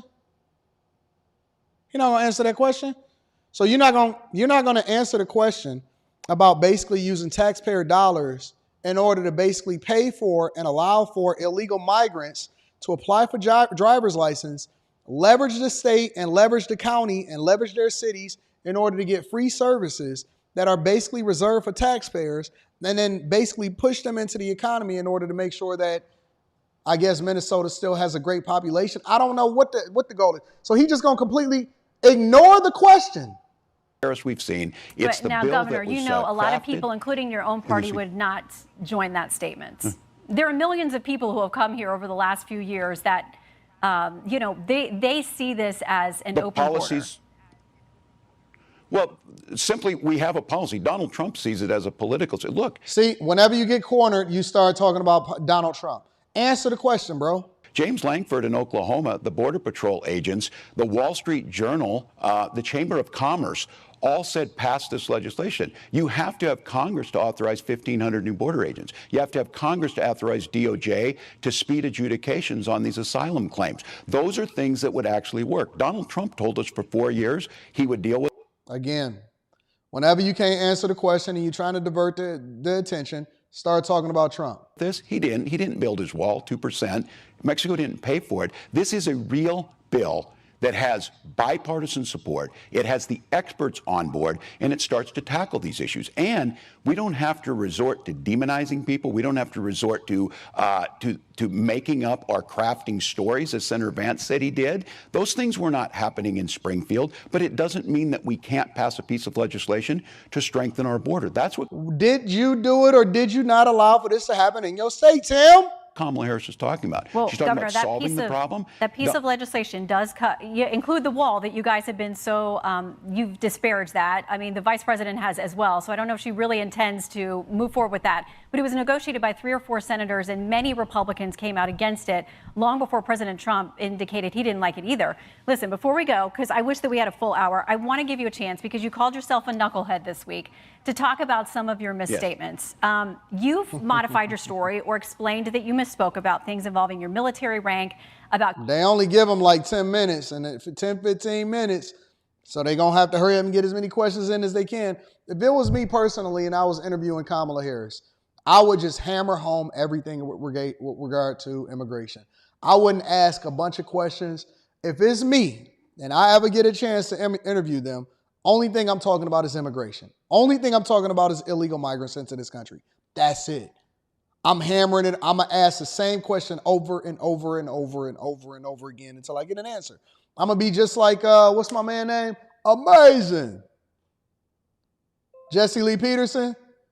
No, I'm sorry. What is a woman? What is a woman? Huh. So do you think that you're a Christian? Are you a Christian? I know that's what you said, but I just want to know, are you a Christian? Amazing. Why are you running? Why are you running? I thought we were having a good conversation. Why are you running? Amazing. Jesse Lee Peterson, he don't move off of what he gonna say. He gonna stay stick to the script. But I meant to ask you, are you a man or a woman? Well, how you gonna be a preacher if you're a woman, but you were born biologically a man? Well, God said that you shouldn't do that. Why you don't want to talk? You don't want to talk no more? You don't want to talk no more? Amazing. Berta. Let Tim answer the rest of this question. Carrying a weapon in war. your 1995 DUI arrest, using IVF to have your beautiful children, Gus and Hope, being in Hong Kong and China in the summer of 1989 during the Tiananmen events. A lot of people would say they couldn't get away with saying, I'm just too passionate, my grammar's not right, I'm a knucklehead. What do you say to the American people who think, I don't know that I can trust this guy with all those modifications to be the potential commander-in-chief of this country? Yeah, well, I think they heard me. They heard me the other night speaking passionately about gun violence and misspeaking. And I got to be honest with you, Shannon, I don't think people care whether I used IUI or IVF when we talk about this. What they understand is Donald Trump would resist those things. Look, I speak passionately. I had an entire career, decades before I was in public office. They know, and I'm very proud of my 24 years in service and my record. I have never disparaged someone else in this, but I know that's not what Donald Trump does. They disparage everyone, the personal attacks. I will own up when I misspeak. I will own up when I make a mistake. Let's be very. What about when you lie? Hey, ladies and gentlemen, give Tim Walz a round of applause, though. You got to give him some credit. You got to give him some credit because they've been hiding Tampon Tim. But Tim, at the very least, we have to at least acknowledge the fact that he pulled up to op territory. Finally, one of them did. J.D. Vance and Donald Trump been doing it the entire campaign season. But we got to acknowledge that Tim at least pulled up to op territory, even if he says some crazy stuff. Shout out to Tampon Tim. We appreciate you, big dog. We got a couple more subjects that we got to get to. So let me read some of these super chats. Forsaken Archives is in the building, says they saw how bad Timmy did with Vance, so they did it in hopes of making him a better debater, but it's too late. Yeah, it was a wrap. It was a wrap. And to see some of those pundits say that he even won, I was like, y'all smoking crack. Mr. Martinez says patent number US 2003-0088-5296 Hurricane and Tornado. Hey, somebody look that up for me and then send that to me in my email. Jay Sanchez says 9-month dissolution of a pregnancy is evil. It sets a precedent that if a pregnant woman is offed, then it wouldn't be a double homicide. Walz says ick. David Williams goes on to say, why are you so against the U.S. support of Israel, but are a follower of Christ? Didn't God say he would always protect Israel forever until he returns? Oh, okay, well, then if God is doing it, what you need me for? If God said it, then what do you need me for? I don't even think y'all even understand what that means. I don't even think you even understand what that means. Have you even read the Bible? Do you understand what that means? I wonder if we are God's children, if we're saved by grace, and if we profess ourselves to be followers of Christ. I wonder what the people over there in Sudan think. I wonder what the people over there in Congo think about this thing. I'm just curious. I don't care about what happens in Israel one way or another. The only thing I care about is what happens here in the United States of America first. We have to fix our own home. It's people dying every single day in our own country. So before I ever start to talk about what's going on with somebody else, I need to focus on what's going on in my own place. If God said he got it, then what am I getting myself involved in it for?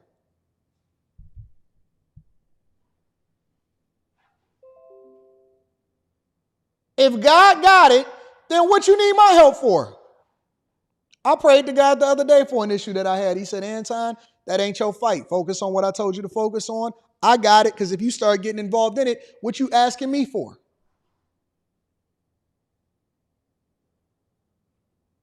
I am focused on what's happening in America.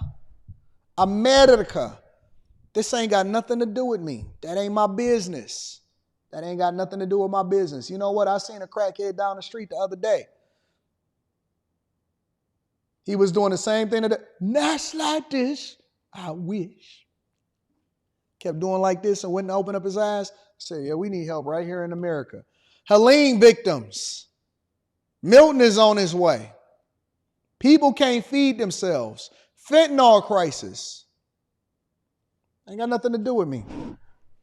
Nothing to do with me. I need to focus on what I'm doing first before I start focusing on what everybody else got going on. You probably need some help and to fix your own home too. You probably got a whole bunch of debt. Focus on fixing cut your own grass before you start focusing on everybody else's. Jay Sanchez says 10 states offer late-term dissolution of a baby. They inject it with chemicals to stop the heart. That sounds crazy. Then if it's botched, they won't save. Jesus Christ.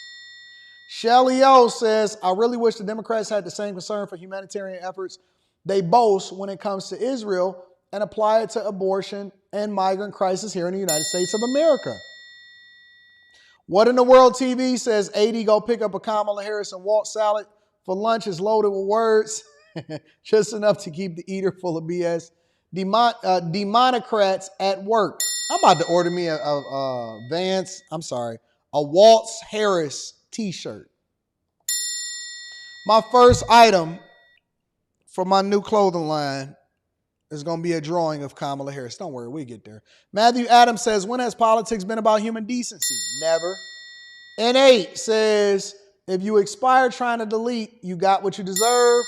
Turtle says, imagine voting for Cam while her VP allowed infants and failed abortions to have their right to live revoked.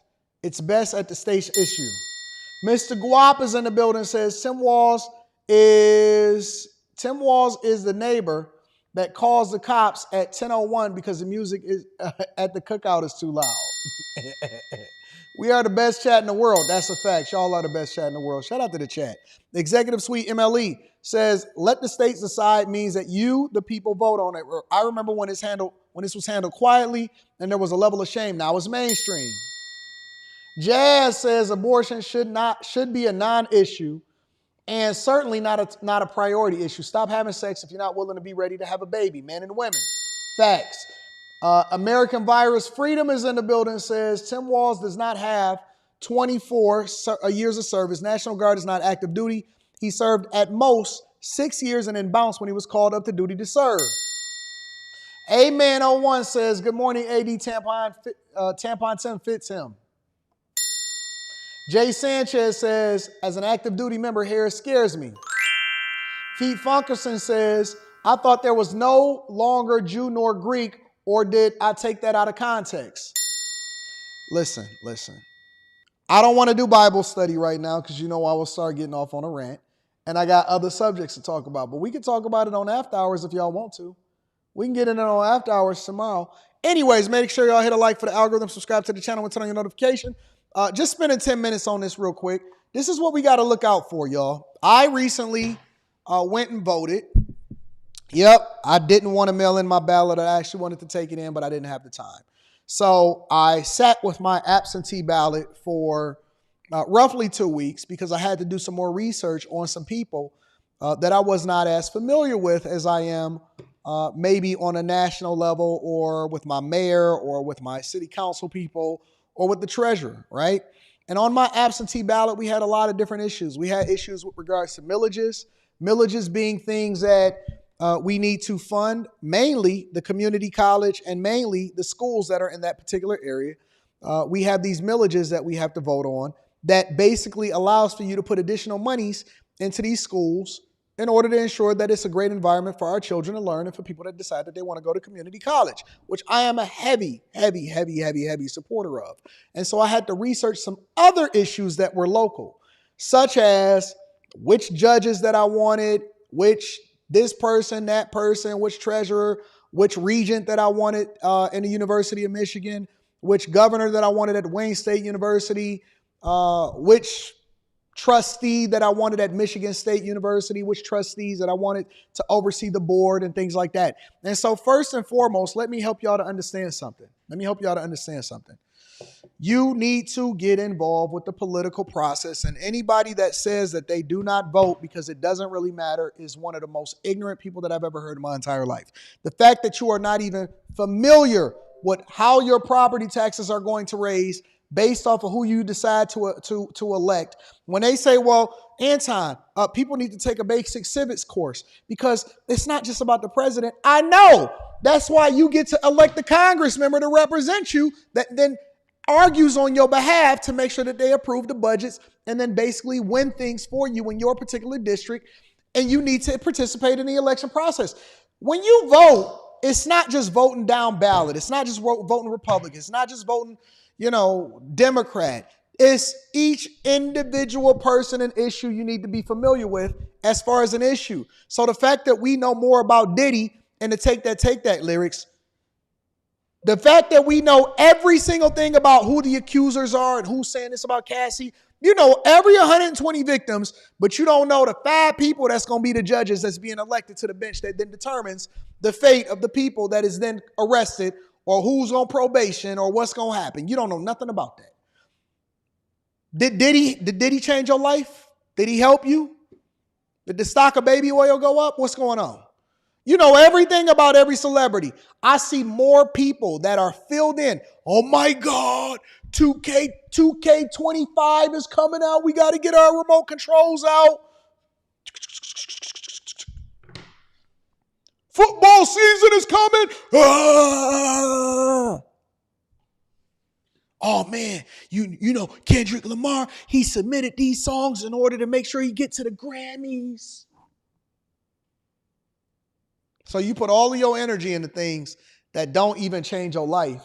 But when they say, hey, listen, this person is standing for this, of whether or not they want to remove ShotSpotter from your neighborhood or they're going to raise your property taxes, the things that actually affect the way that you live in, oh, that's boring, man. I don't want to know about that. I don't want to know about that. Man, that don't mean nothing to me, man. It don't matter anyway. They going to do what they want to do because it ain't even up to us. That's a lazy person's excuse. A lazy person's excuse. And that's why they going to show up to a Glorilla concert or they going to show up when Meg Thee Stallion and Nicki Minaj pull up. But when it comes to the primary or off-season elections, don't nobody got nothing to say. Don't nobody vote and show up. You can go in and determine literally what happens in your community and what type of school your kids is going to go to, what type of funding is going to happen, but you have no interest in that. But y'all make sure that y'all in Tulum. You make sure you at Meg Thee Stallion's concert.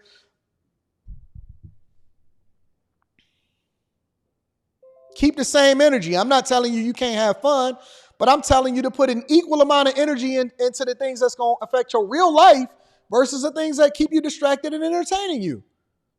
Honestly, Puff is fun to talk about because it's just a funny thing to talk about. People get more upset at me on whether or not I believe Jaguar Wright as though I'm ever going to meet this funky chick ever in my entire life. They get mad at me of whether or not I'm going to meet them as though I care about what they think more than they actually care about what's going to happen in their own very election that's happening in their backyard. I give an opinion on what's happening from an electoral college perspective and they like, really don't matter. Okay, I got you. Hey, man, I don't believe Jaguar Wright. Oh, my God!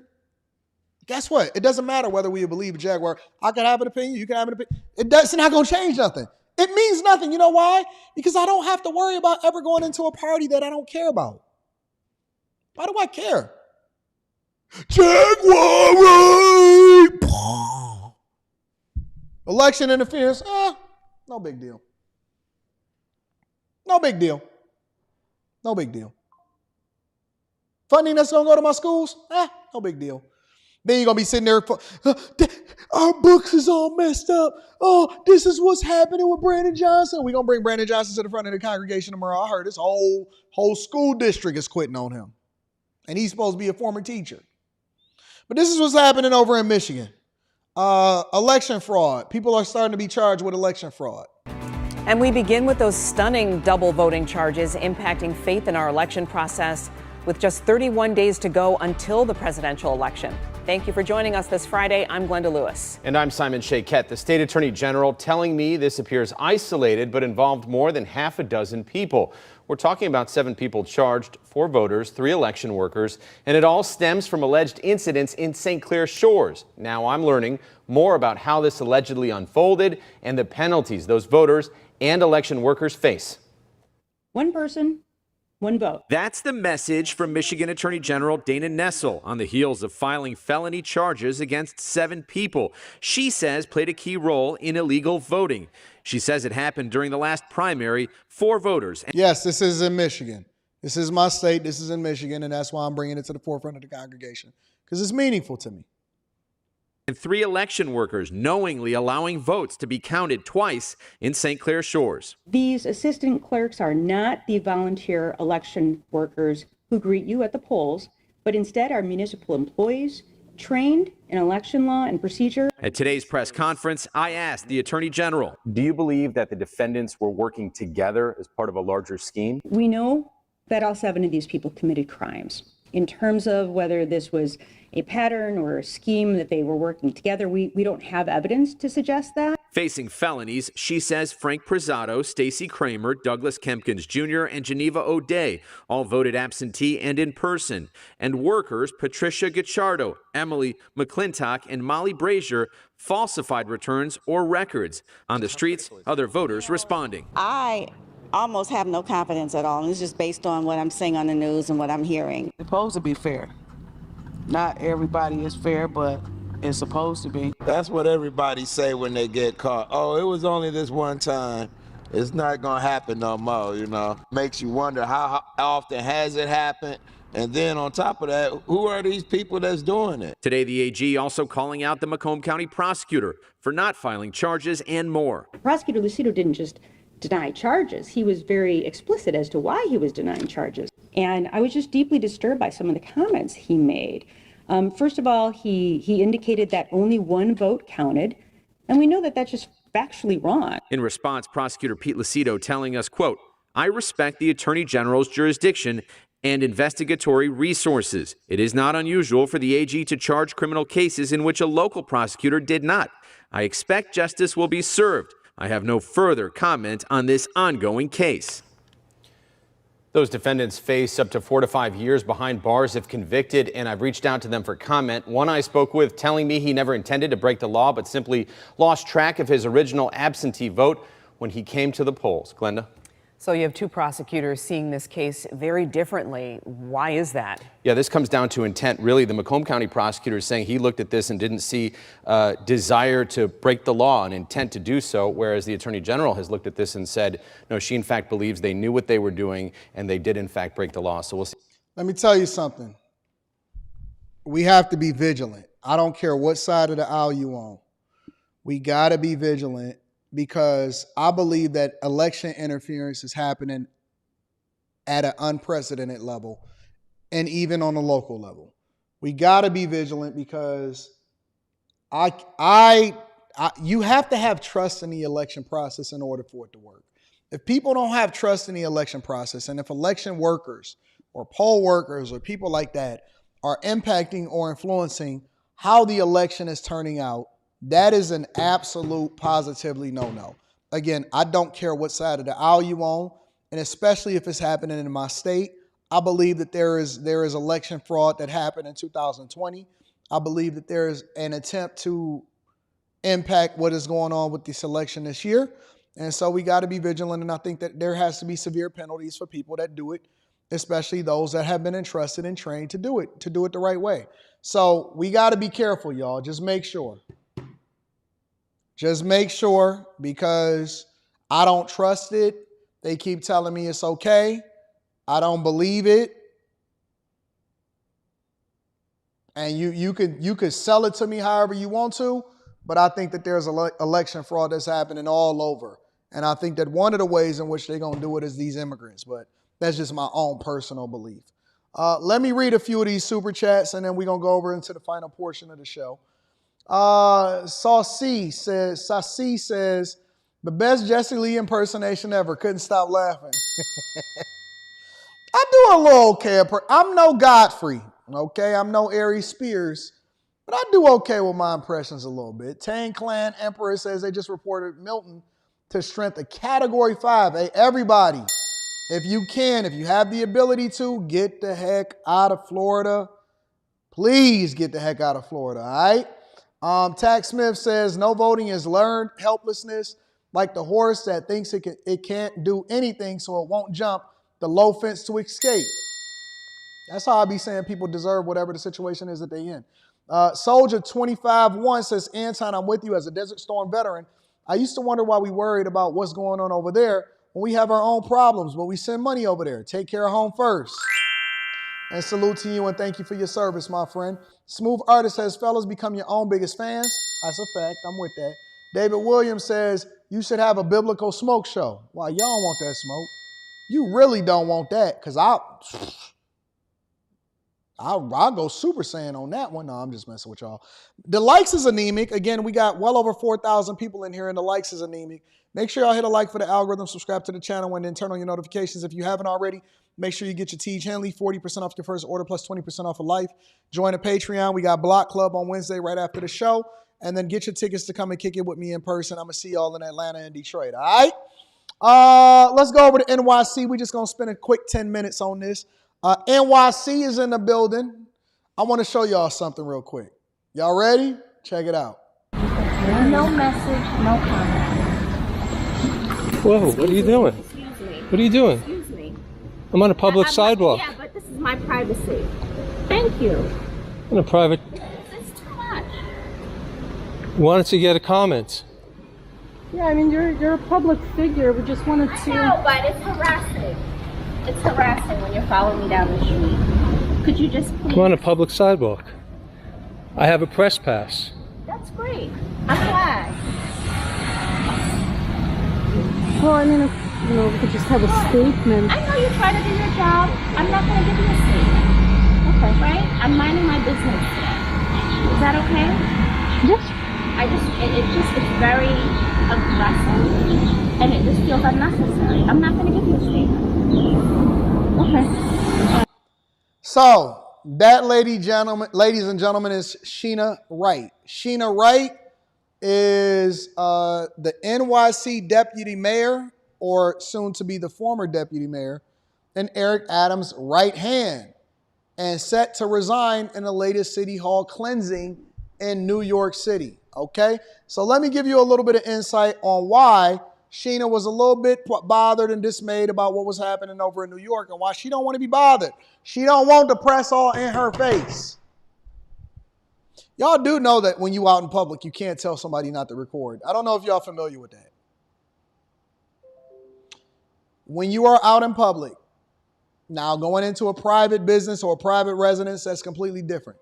When you are in public, you cannot tell somebody not to record. I know some of y'all think that y'all have a right to privacy. You don't.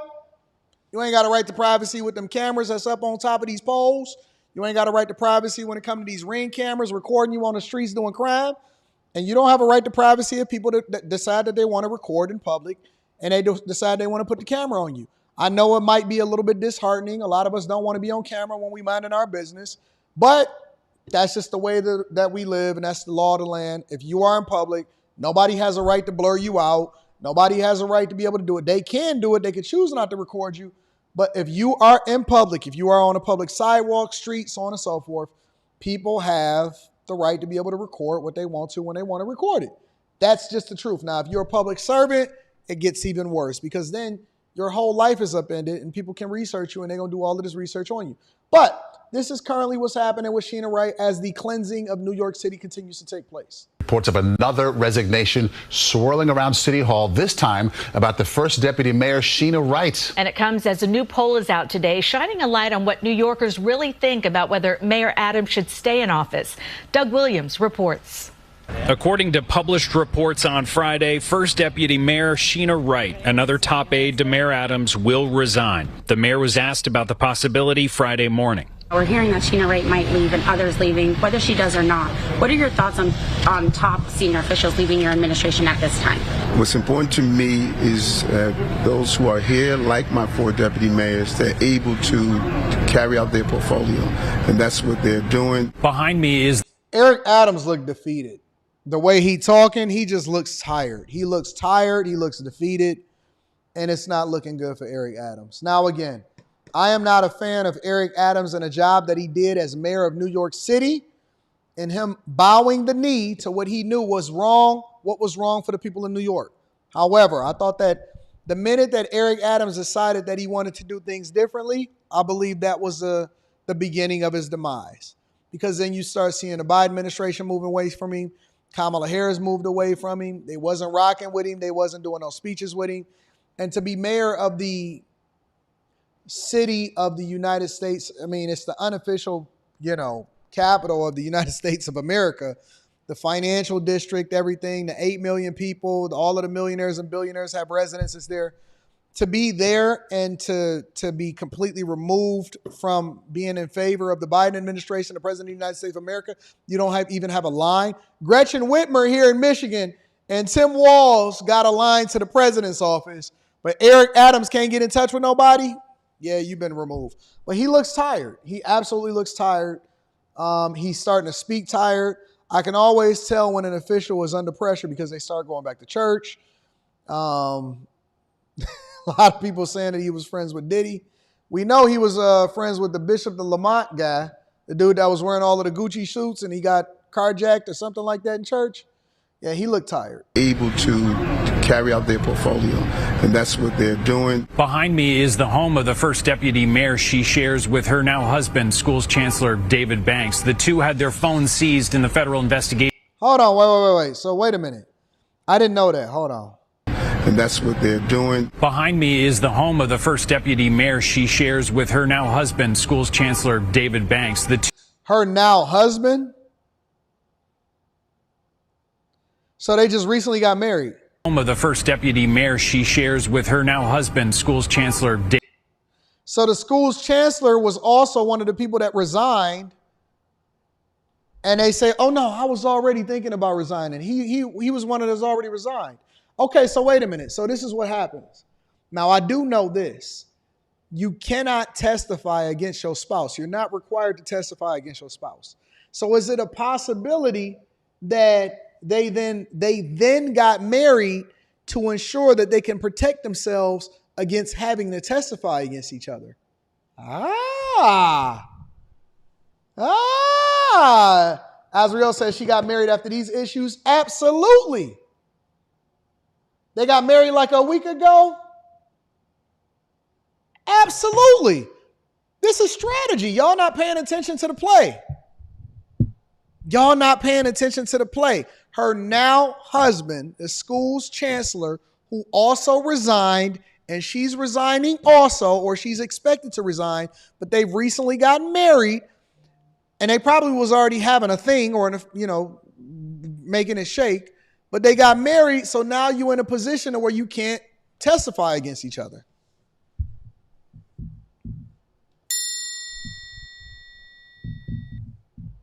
Come on, man. Wake up. They playing chess. Y'all playing checkers. They playing chess. Y'all playing checkers. They ain't getting married just so they can make sure that they get each other benefits. They got married, in my opinion, because they making sure that they put themselves in the best position if they ever get prosecuted, especially considering with all of this stuff that's coming down from the feds on Eric Adams. David Banks. The two had their phones seized in the federal investigation last month, and now it appears their days in the Adams administration are both coming to an end.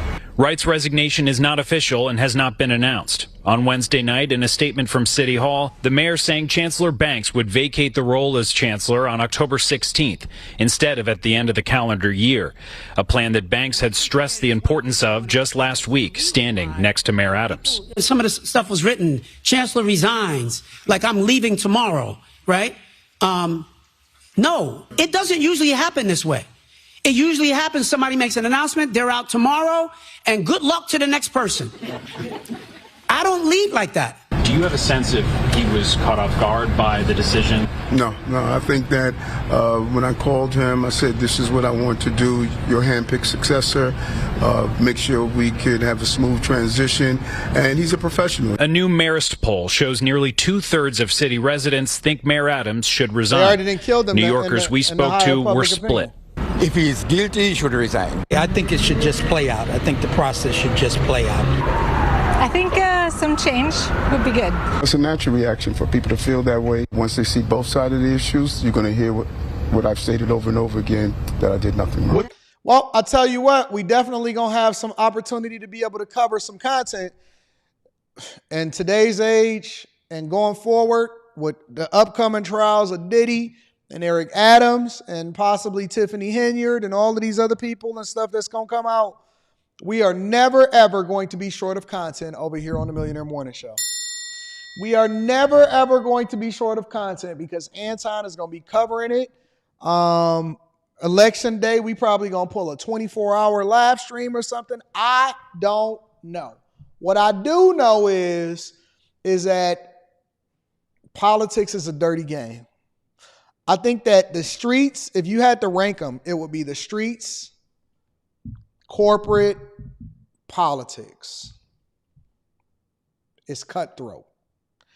The streets, corporate America, this is how I would rank it. If I had to take the three and I had to say, hey, which one is the most cutthroat? The streets, I would have it at the bottom. The corporate game is cutthroat. Boy, is it cutthroat.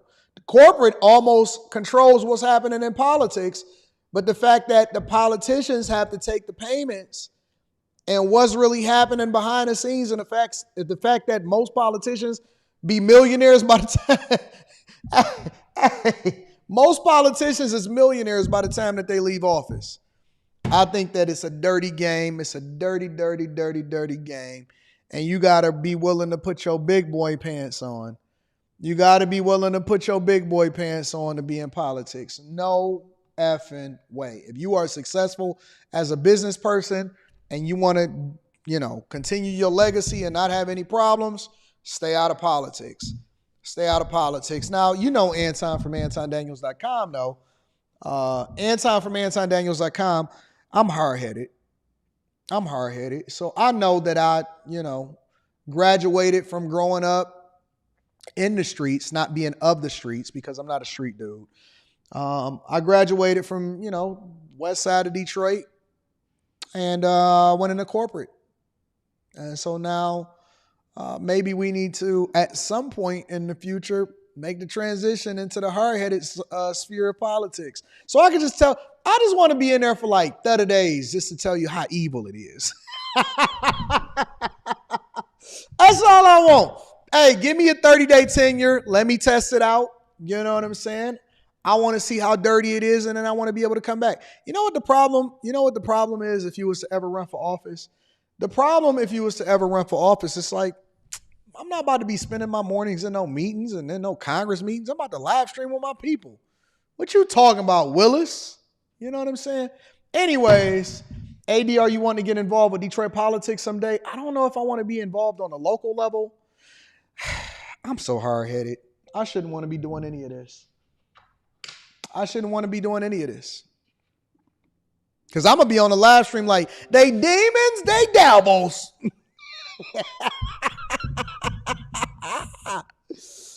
Oh, I just want to show y'all, hey man, that one over there, they a demon. That one over there, she busting it down for a real one.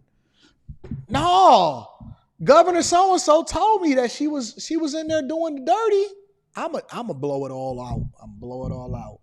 Anyways, make sure y'all hit a like for the algorithm, subscribe to the channel, and turn on your notifications. We got the Q show tonight. I don't know what we're gonna talk about. I don't know who's gonna be there. Oh, please don't give me a headache. Let's get the right people on the panel tonight. I don't pick it. This is Q show. I just show up and do what I do. All right. So let me acknowledge some more of these super chats, and then I'm gonna get y'all up out of here for the day, and we're gonna be back on the Q show and in the Millionaire Morning Show tomorrow. All right. Hey, do you watch the Trump Ramsey talk? It was great. I haven't yet. Rita was sick over the weekend, so I couldn't really focus on much. What's the chances of the election leading to a civil war? I don't think that it will. We too rich. We got too much to lose over here. Presidential says the House approves all spending. GOP not innocent and foreign billions and FEMA funds misuse. Thank you, Presidential. I appreciate you for holding me down also. Again, I thank y'all. I appreciate y'all. Thank y'all to everybody that spent $1 all the way up into the $200 super chat. You guys are the greatest on earth, bar none. All right. Great show. Great show. I'm going to see y'all on the Q show tonight. And is there anything else? Make sure y'all tap into the Patreon and then get y'all tickets. I love y'all. I appreciate y'all. I'll holler at y'all later. Peace.